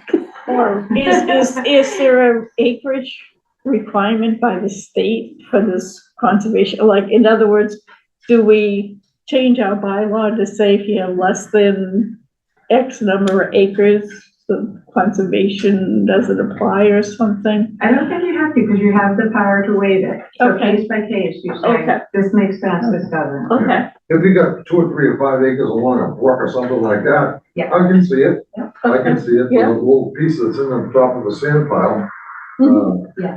Okay, I move that we ask Beth to contact town council and ask appropriate questions and get back to us and possibly have this on our agenda for the 11th. And in the meantime, separate agenda items. Can I just ask one question? If town council works like other towns, and he doesn't get back by the 11th, is there any chance that we could get like a temporary agreement where we could maybe close on one unit or something? I'm not saying the town council's not gonna get back, but just, you know, I don't know. Yeah, that's fair. Legal in other towns, and it just sucks. I personally not opposed. Do we have a comment from, is that Lori? Yes, Lori. Sorry to interrupt, but I have to agree with Cindy. It's already in your purview to waive that with the new bylaw. And at this point in time, it's going to be June or July before town council gets back to us. And June anyway, we really don't have any money left. And we've overspent at this point. But you do have that right within the board to make that decision. Lori, would you know, and I know you're not a lawyer, can we waive it administratively? You can waive it administratively. You can have it confirmed. You know, we can confirm it whoever way you want, but it should be able to be allowed under the new bylaw, so there's no reason why you can't waive it. That was our walkability one, remember? I remember talking about this a number of years ago. I guess maybe let's take a chance. Maybe we can all look at the bylaws and just have a chance to review it ourselves. If town council does get to us in a week, great. If not, hopefully we can have it as an agenda item on the next, the upcoming meeting. And Does the upcoming meeting work for us on the closing? Well, we can make it. When's the next meeting? The 11th. It's gonna be 11 before you. We don't have that. yeah, I mean, I think the goal obviously would be to work with you guys. We don't want to try to hold something up forever. Yeah, we believe it, but we do want to try to abide by the bylaws and follow the right processes and procedures as best we can. Yeah, because I'm not, everything's still protected. It's just the CR language goes away because we're not gonna find someone in the state to approve of the CR for 20,000 feet. This is gonna. Yeah, I know everyone. The state won't even look at them, they're a couple acres, I guess. In my opinion, it's less that and more just process-wise. What is the right process that we need to follow so that someone doesn't get jealous or somebody doesn't say, hey, you did this for them and you didn't do it for us, or, you know, why'd you do the last minute Monday morning quarterback thing? And it's just making sure that I think we're comfortable with the mechanisms. So we can work with that. Okay. So Cindy has made a motion that was not seconded or was to ask Beth to communicate with town council. Lori did opine that it was unlikely, but Well, we're gonna make sure there's enough money to even ask town council, because it's almost at the end of the fiscal year and they may be close to being out of funds. well, I guess it sounds like from Lori that's highly unlikely, but I don't think it's not worth checking, maybe Yeah. formally. We just gotta make sure we have money to cover, because if we go into a deficit, we might not be able to cover the He's gonna be at deficit. town meeting tomorrow. Maybe we can borrow his time. Yes, we don't tell. It's gotta be posted on the warrant. Yeah, No, just ask Adam a question while he's being paid already to be at town meeting. Oh, good idea. Just slide it in. Prepare the questions, stick to him and. We'll see what we can do, you know? It's obvious no problem. Okay. So barring that, the conservation restriction issue on this 12-step email that Bob gave me, should I connect with you tomorrow and just kind of go through and see where we are on to like update this list? Update. The email from Bob that he was responding to getting a temporary occupancy.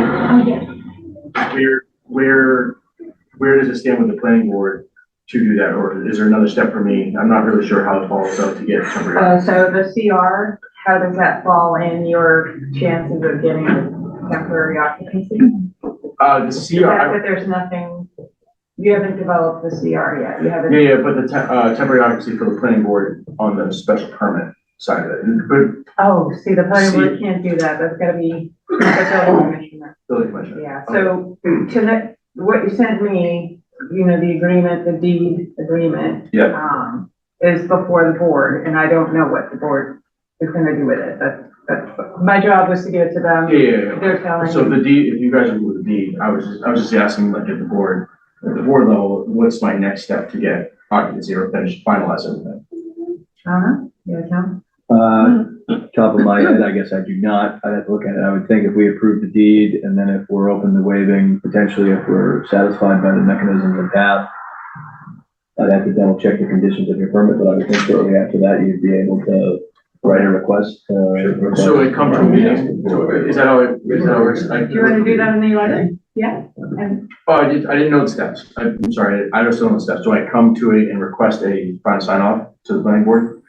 a sign off? Or Oh, no. final? That's the occupancy permit is issued by the building commissioner only. So is there any more steps with the planning board for this to close it out? For the special- Did you review the permit? Not any more than what we're doing now. Oh, okay, so this is it, Right. potentially. I don't Okay. think I have. I didn't know if I had to come to the planning board and say, hey, by the way, I'm done completely, sign off. Right. And prior to issuing the occupancy permit, the building official should contact our department, land use, to see if there's any outstanding issues. Okay, And that's if the there list. aren't, then, Okay, that's the list here, and I'm pretty much more to do the whole thing. Yeah. So, Yeah, okay, we do have a list, so. Yeah, so we're in the same boat, so we don't need like an official vote from planning board saying I that. guess that's my question. no, you Sorry. don't. Okay, All right. Yeah. But the role of the building inspector is the enforcement of the zoning bylaw, as well as the building code. Well, he's required to review with all the other departments, that everything's taken, is the water on, kind of thing, and as the septic calls that. Yep. And then when he has those releases from the appropriate departments, then then you're good. he'll issue it to. Fantastic. There's no such thing as a temporary occupancy either. I'm pretty sure it's 180 days. He's talking about partial or temporary? Temporary occupancy? No. It's either occupiable or not. So No. is there gonna be somebody living there when you're finishing the construction process? So the bottom of his email says, please review and answer these questions for this list. My guess is if you're a renting, you would want to do a temporary occupancy TCO for 180 days with the agreements that he's issued. Who said that? This is what it says. There's a temporary occupancy. That's not what the building code says. So I have no idea. I'm not well versed at this moment, but I don't think it's the planning board who's making, Yeah, No. I don't want to get too into the Yeah, weeds yeah. here. Well, that's something to pay attention to. They do issue temporary occupancies. Building departments do. No, they don't. Okay. Fair enough. So maybe Robert, maybe it'd be worth, if you have a chance talking to Bob Garside, checking with your knowledge and seeing how it's. I don't think we as a Maybe I'm body wrong, at sorry. this time are gonna get into the weeds on that one. So, so we, 3.5, review the draft deed. Seems like we're okay with the draft deed. Okay. 3.6 is the deep lot road. Next time. We kind of, if you guys are good, I mean, was there any comments on the draft deed for the Depot Road? No, it's just the same issue with the CR. He was very creative in the, description of the CR in that agreement. Yeah. So, I mean, if the board feels like it satisfies the condition of approval, then you can take action on it. I can't tell you what to do. You gotta review the. Yeah, that's our attorney's got the master deed and all the CR stuff all done in great detail. I mean, I guess I personally, they do have a work product that covers it in front of us. I wouldn't be opposed to approving it as is if they've got it done, and wouldn't be opposed to seeing if we have, as we're kind of exploring the age restricted bylaws. Did you read through it? I didn't read that section, so I don't mind. Beth has read it. It's right? really well done, but I'm not a lawyer, so you Yeah, guys gotta. so I defer to the rest of the board, and if the applicant wants us to attempt to waive it, if we can, but they at least have a work product that covers it Oh, okay. in the deed. So if you want, take a minute, you can read it quickly. or I don't know if you'll read it all quickly, but you can read the conservation restriction section. Pretty comprehensive. This whole document. Yeah, read the whole document. Yeah, well, you can read all. I'm just trying to find where I gotta go now. The conservation restriction. Section 17. Okay, wow, I'm getting there. It's like second, I'm second getting to last there. page. Yeah, I'm getting there. Okay. Last page? Last page, Or second or probably third to last. So these are condos. Yeah. right behind the gentleman. Yeah. Oh my gosh, yeah, and you look and studied it, and yep. Yeah, it doesn't go too much weight on it, you just keep it simple. Exactly, which is great, you know, that's what we all need.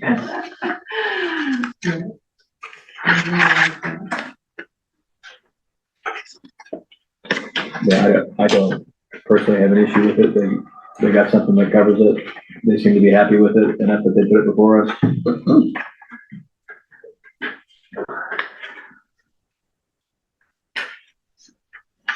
If you're okay with it, we can have the master deed recorded. So master deed has to be recorded at the registry before we close on it. That's one of the requirements of Attorney General. So would the motion be I move to accept the master deed? Yeah, I mean, would we be accepting a draft master deed, or we would just be? Well, there'd be no changes. It's just Yeah. stamp draft, just in case we got here tonight and said, well, Yeah. I draft think that. you're actually, it is a draft in sense, because there's in the section about conservation restriction, there's a plan blank of. Well, I mean, I don't know, I guess what I'm saying is I don't know if we need to accept your draft. You know, like, I think we would accept your final, and I mean, Yeah. I guess it's either or, but I'm okay with it.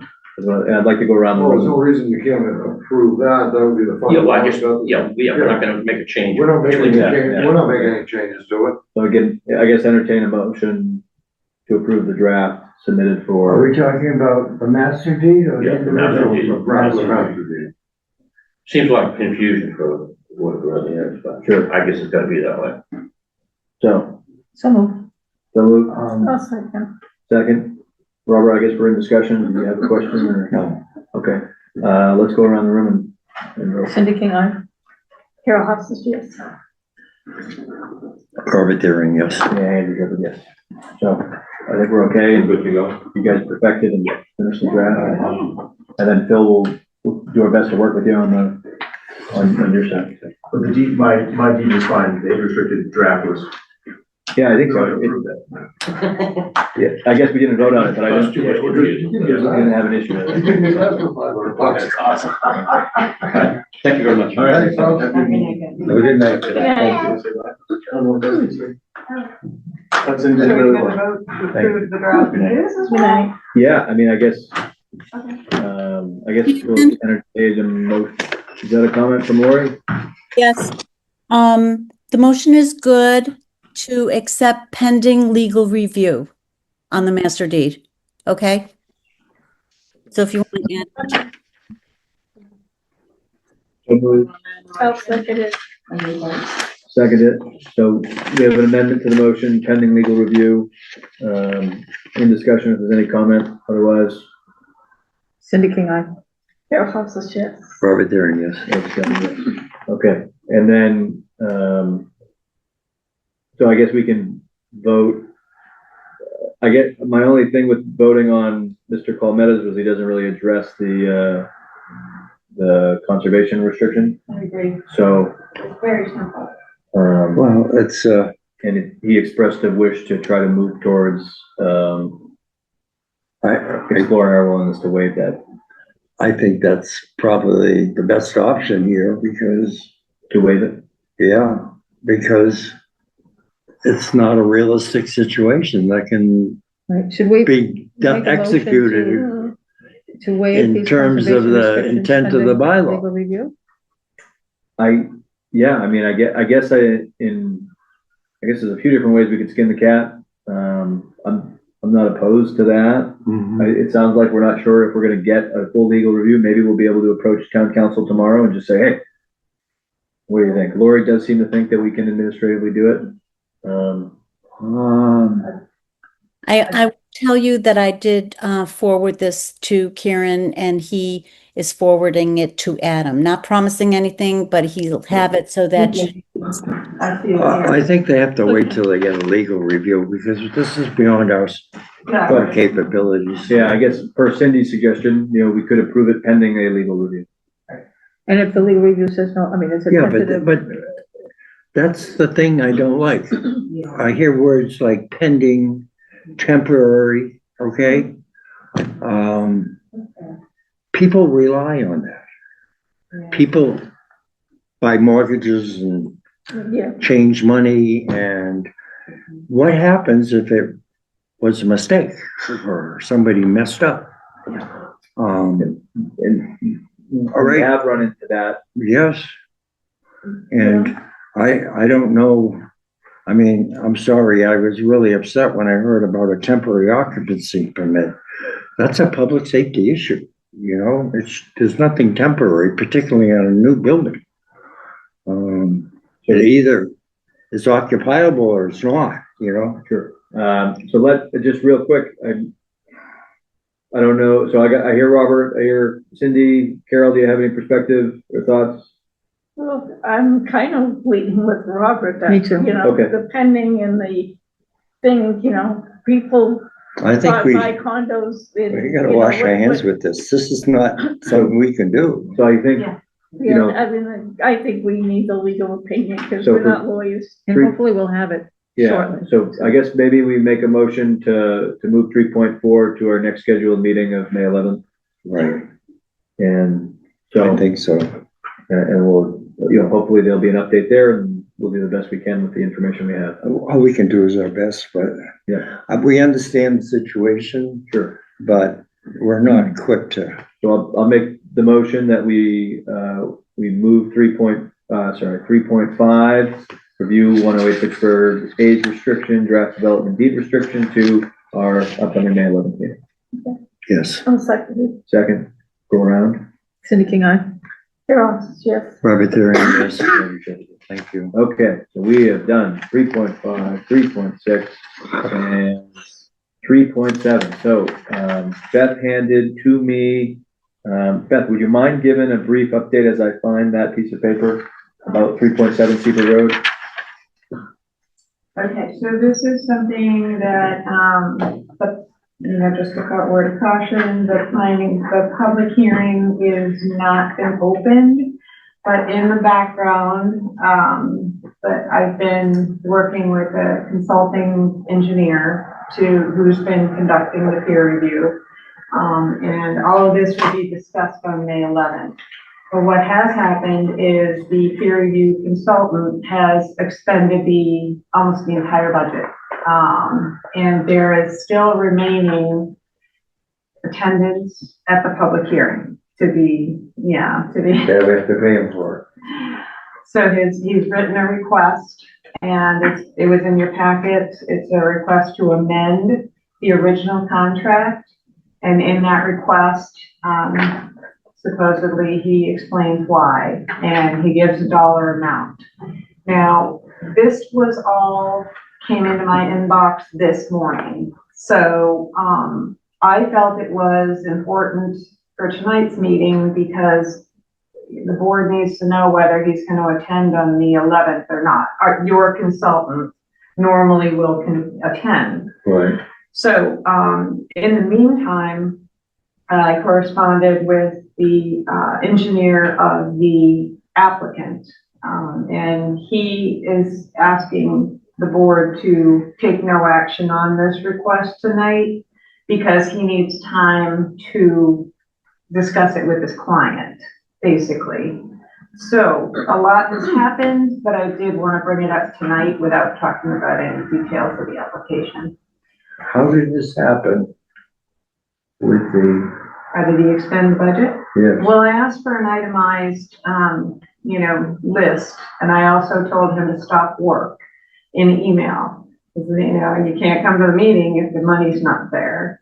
I also explained to him the process of amending and, replenishing the escrow account. And that involves a vote, review by the board, a vote of the board, and then replenishing of the escrow, and then the consultant can start working again. The problem here is the applicant's engineer hasn't had enough time to discuss it with his client, which isn't fair if you make a decision tonight. Right. I don't know if fair is the word. I mean, you certainly can. It's within your purview to decide whatever you want. But I think consideration of the applicant's situation is, the best path.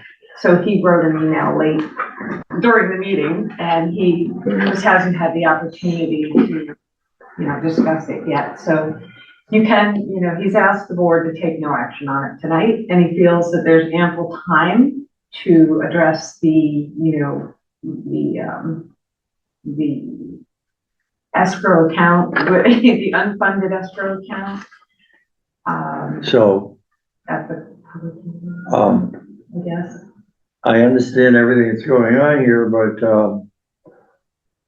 One what about, important thing, the board has received the review letter, number one. right, And typically, and that was in the board folders. right, The applicant has not yet responded to that, but what typically happens, as you know, is that first review letter comes out, the applicant's engineer responds to it, the town's engineer, your consultant responds to that. exactly. And all this is going on. However, I'm not sure that your consultant needs to come to the public hearing. That's Our what I'm consultant wondering. is what? That your consultant needs to attend the public hearing. Do you know what I mean? Mhm. That's just my thought. Why do they need to come? I don't know. You have a very detailed peer review Okay. letter. It's 13 pages of comments. wow. It's very detailed. So both consultants will be communicating with one another regardless. They have been communicating through me, Mhm. sort of getting the process going before we come to public hearing Right, in the interest of moving things all right, along. and there's a lot of work still to be done on that. Right. So I think that helps a lot. My primary question was, when the scope of work was put out for the consultant, whether it was included presence at a public hearing or not, it would appear to me that if this person is competing, bidding, submitting a bid, that the bids would all have to be the same. So did we have that in the other bidders? So I kind of feel he's still compelled to perform. Whether he doesn't have enough money for it or not is not what I envision here. This was a public bid. Everybody had the same information and the same requirements. So the only way that that could have happened is if the scope of work in the invitation for bid addressed that. In other words, they should only be bidding on what they were invited to bid upon and only that document. So if those services were included in the original scope of work for the bidders, then we accepted that bid. He didn't make any alteration in his bid submission other than what the value was. So that means he owns it. Robert, I get, I don't think we should take any action tonight. I don't want to spend too long, I guess, discussing it. I think to your point, my initial concern is, Hoyle and Tanner who gave us a very nice presentation around the time or a little bit before I think this came up and they submitted their quote. They were able to look at, which included coming to public meetings and included the scope of work, and they made their estimate and they did it. And clearly they were wrong. And I'm not, Well, I feel like there's similarly to there's you. 2 points here. We're talking about a specific situation, all right? And then we're talking about, did we err in preparing the scope of work, which is a subject of this board? Sure, to my understanding is looking at the documents is that when they submitted their estimate, it included coming to public No, it meeting. wasn't an estimate, it was a bid. I don't know that it's a contract, I'm and that sorry? it is a contract. It's, That was they signed. submitted a proposal. Correct. Based on the scope of work, we asked them to give us a price on. Right, yeah. And the contract was prepared premised on that scope of work. Mhm. So the contract should be very clear as to what's included, what's not. Sometimes there's movement in there that delineates additional services, Yeah. which I don't believe we had any additional services or delineation in his bid proposal. So I really don't want to spend too long on it. We're not gonna make a decision now. That's the truth, right? But I think we're in agreement that we're not. No, gonna- no, Right. I understand, Yeah. but everybody has to understand. I'm not disagreeing with you, No, Robert. I don't disagree, because if they signed a contract for a scope of work and a dollar value, and nothing changed, we didn't make any changes to that, then whether they ran out of money or not, they need to fulfill the requirements of the This contract. board approved that contract under the assumption that was the same as the other bidders, and that everything we would need would be there, right? It's fairly simple when you come to contracting, unless It sure is. unless you make a change. So, and our next meeting is the beginning of that public hearing, so. Right, we so will- what would the board like me to do about that? I mean, in my opinion, I think we're because it just happened today, we kind of don't have all the information either. You're still waiting to hear back from Hoyle and Tanner, I believe, on the questions you asked them, or for the itemized kind of, I don't think I'm gonna get that, to be honest with you. I Okay. asked for an invoice, Okay. and they said it was in the middle of a billing cycle or something, so I don't think I'm gonna be able to get that. okay. So, but we do have the work product from them with the Yeah. review. Yeah. I think at our next meeting, hopefully that has been transmitted to the applicant and their engineer. Hopefully by then we'll have feedback on that, and if we are at a point where we're perplexed and we need to go back to our, then we kind of reach that conversation. Well, the question is, are we gonna have the opportunity to have our consultant present or not? Is that the question? Yeah, that's my All right. So if we're gonna have a hearing, I probably don't think we should have one unless we know we have that opportunity or You not. have to have the hearing. You gotta have There's the not hearing. option. Say what? No option on the hearing. It's a legal notice, it's legally posted, No, no. published, the butters are The notified. option of having our consultant Ah, present right, so. for that hearing. I can reach out and ask if they'll come. But if it's in the contract that he's supposed to show up, he should show up. Yeah, it's included in the original contract. Either that or we request them to, You can read the amendment, but, yeah. I would recommend just reading the amendment and, well, no, no. Robert, I don't want to spend you on it. I'm sorry, Andrew. No, you can, that's fine. When the subject of him being present came up, did he quote you a price to do that? It's in the contract. Did you see the contract? I'm sorry, just. Yeah. Did he quote us a price He included it in the scope. in the scope? Yeah, let me pull it up. I don't want to speak from memory here. It's been, since over a month ago that this was executed. And I'm not, Robert, I know you have feelings and you have more feelings that you want to make sure are heard and that we approach this the right way. But if we're not going to be making a decision on this tonight, it can give us time as individual board members to make sure we review the scope of work and all the documents that came in, including 13-page. I wanna know I know. if I we hear can you. I have hear this you. consultant at that next meeting where we would have normally planned on it. I think because this all happened today, I don't think we know with any certainty. It's in the scope of services, task 10, attendance at up to 2 virtual planning board meetings.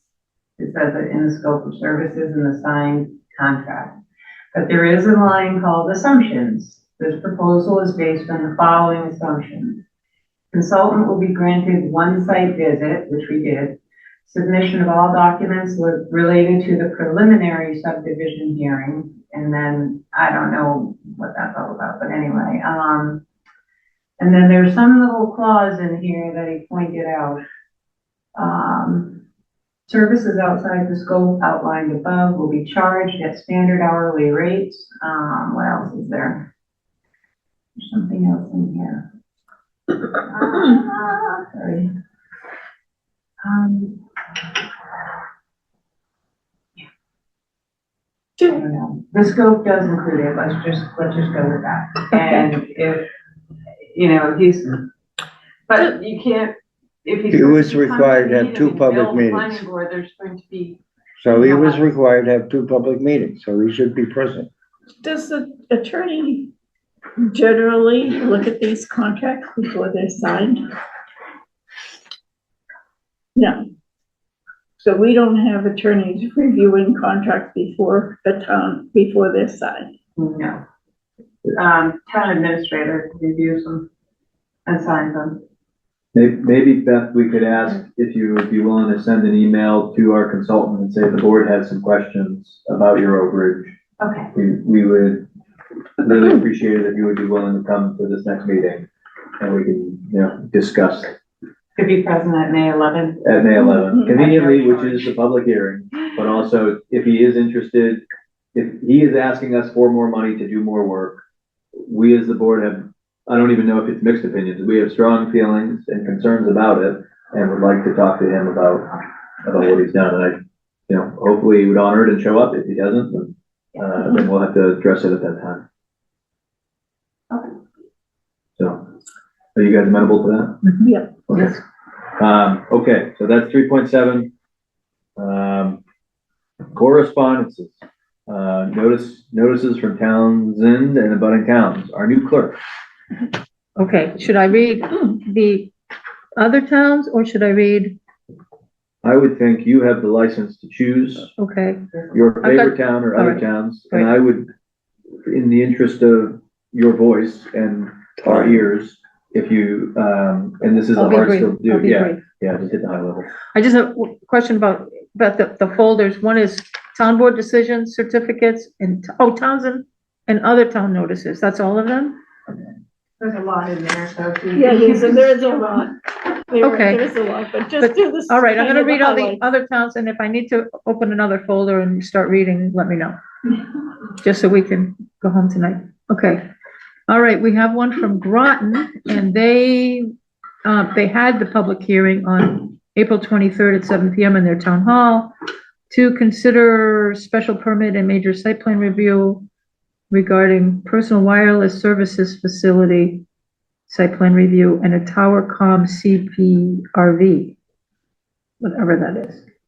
That is, yeah, the tower is going to be located at the Groton Dunstable Regional High School. So they had that on April something. I lost it. April 23rd, we missed it. Okay, Lunenburg had, they're having a public hearing on May 11th, the same time we are, for a site plan approval application for the storage, display, and sale of 12 motor vehicles at 149 Summer Street. And that's all I have to say about that. And they have another, Lunenburg has another one for Parmenter Road. That's also going to be on May 11th.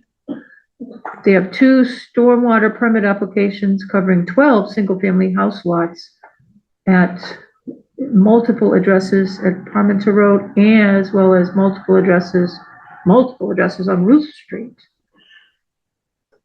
And let's see, also to hear and review 2 shared driveway special permits that will serve 7 single-family house lots on Ruth Street, the same Ruth Street address, most of the same Ruth Street addresses as well, all part of the same package. Then Lunenburg's got another, Lunenburg's busy. All right, they had a public hearing on April 27th regarding a stormwater permit application for a single-family home, 30 Pine Grove Road, and another one at 64 Cross Road, and a duplex at 68 Cross Road, in addition to the dwelling at 60 Cross Road pursuant to Chapter 204, the storm sewers in the Code of Town of Lunenburg. And one more for Lunenburg is they have notice of a decision for 39 Intervale Road for site plan approval with conditions to allow for the construction of a 5,000 square foot vehicle maintenance building. I think that's enough about that. And Pepperell has a couple, the notice of decision for them for property, the applicants at Pepperell DPW, property at 13 Jersey Street between Jersey and Crawford Way, to major site plan review and land disturbance permit to permit the construction of a water treatment plant. Good for them. And couple notice. Let's see. They have an application submitted to require a special permit to allow a home occupation for the purpose of using an existing space in the residence as a home office to see clients one-to-one for energy healing work, as well as hold monthly wellness-related events such as meditations and group energy healing. At 57 to 59 Park Street, the hearing will be held remotely May 6th at 7 p.m. And that's all for the other towns. Now, is there something for Townsend? I believe so. Unfortunately, I was sitting on a folder that has some of these printed out.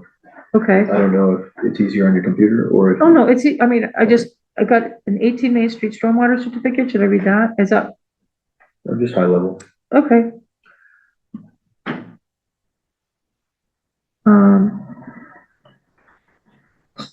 Wait a minute. A certificate of completion for the stormwater management permit for 18 Main Street. I don't know if that had to do with, was that as a result of Starbucks? Yep.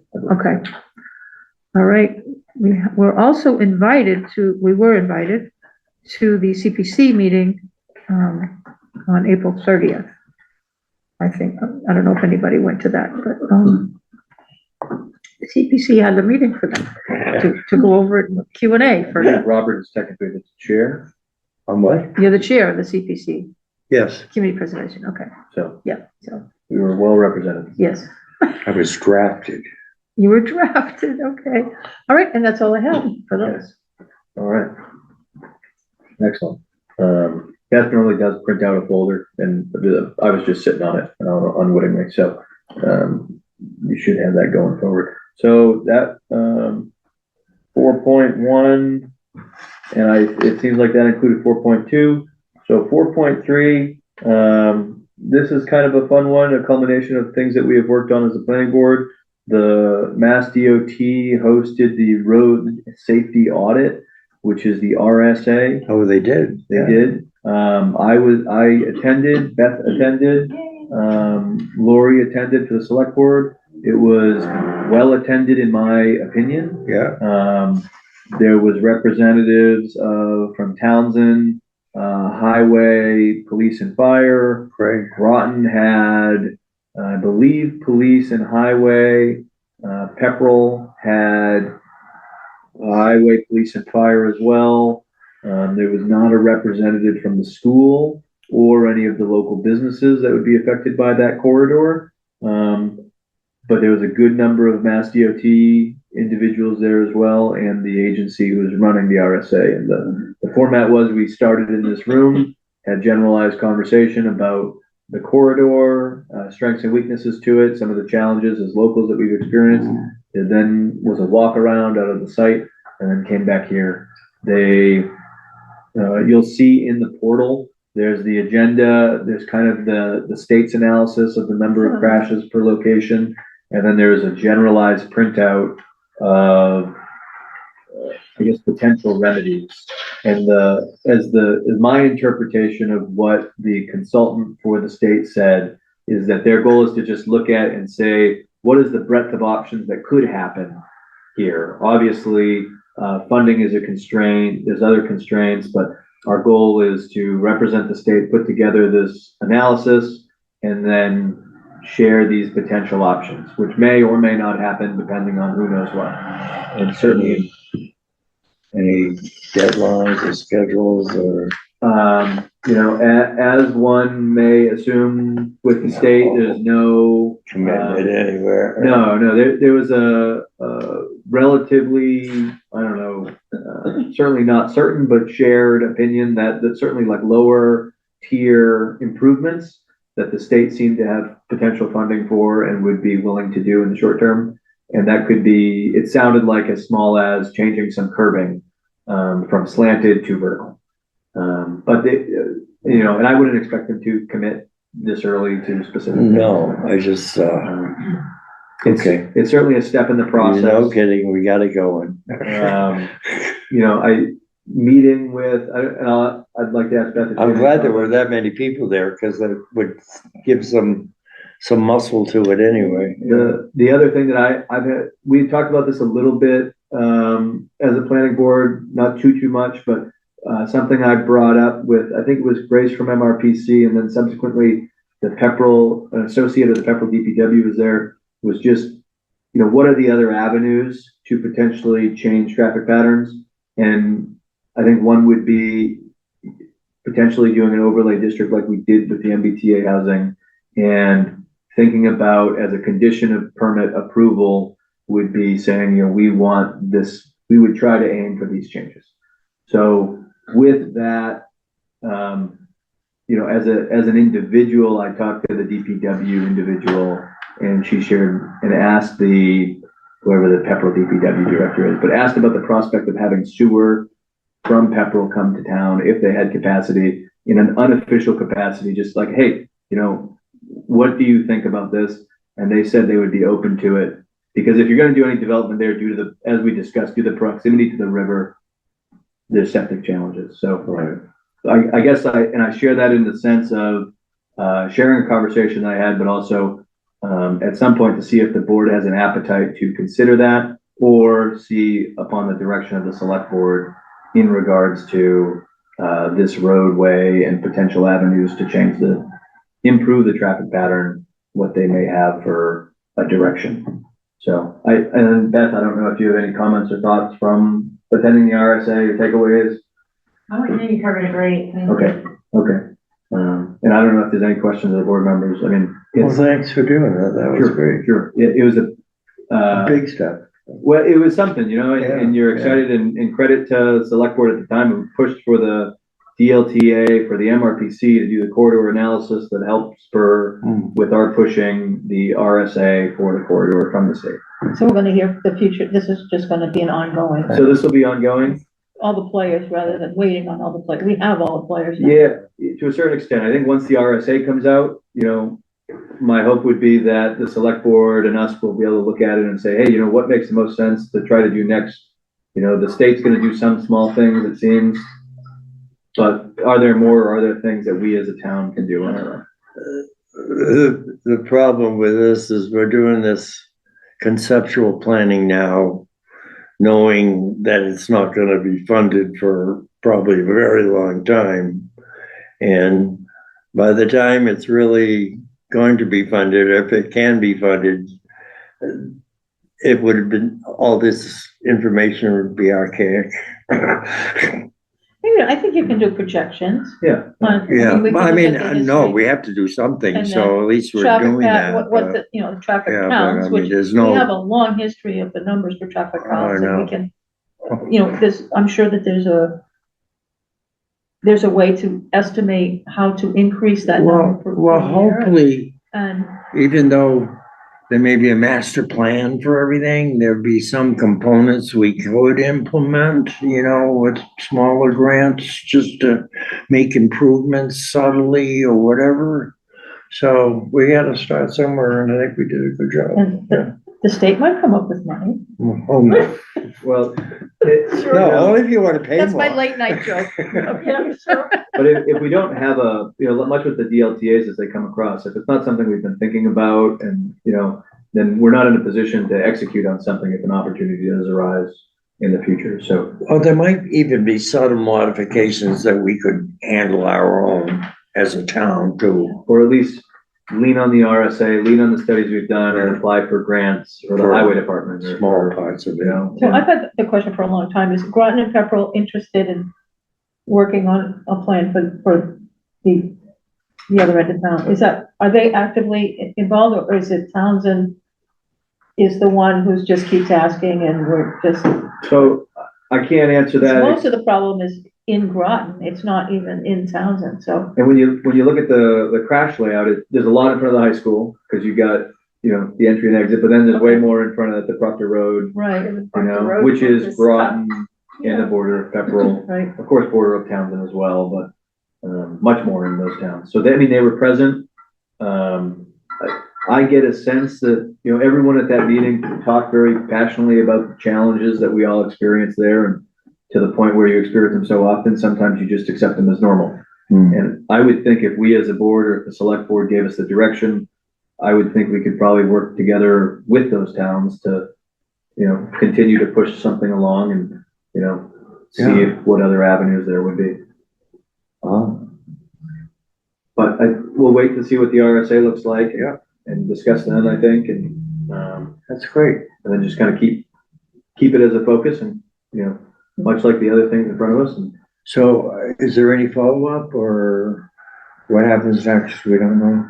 you're dealing with like David and Goliath. The state will tell us when they're done and share as they wish, and, Thank you. So it's best for us as individuals to just read the materials and come up with our dream sheets or as we go. I mean, just to be educated, I should say, just educate ourselves on what this is so that we can be more prepared for yeah, and the certainly, opportunity to speak up at some point. yeah, and, so, yeah, I think that's kind of the big one on that, which is 4.3. And that, so section 5, next meetings are May 11th, June 8th, and June 22nd. And the 11th is the beginning of the Cedar Road hearing. So, to my knowledge, I'm not sure about the other one, but, if there's not any other business, I'd like to entertain a motion to adjourn. We'll make a motion to adjourn. Second, Second, all those in favor? 8:52. Cindy King, aye. Carol Hofstas, yes. Robert Theory, aye. Andrew Shepherd, yes. Thank you. Very good, thank you all.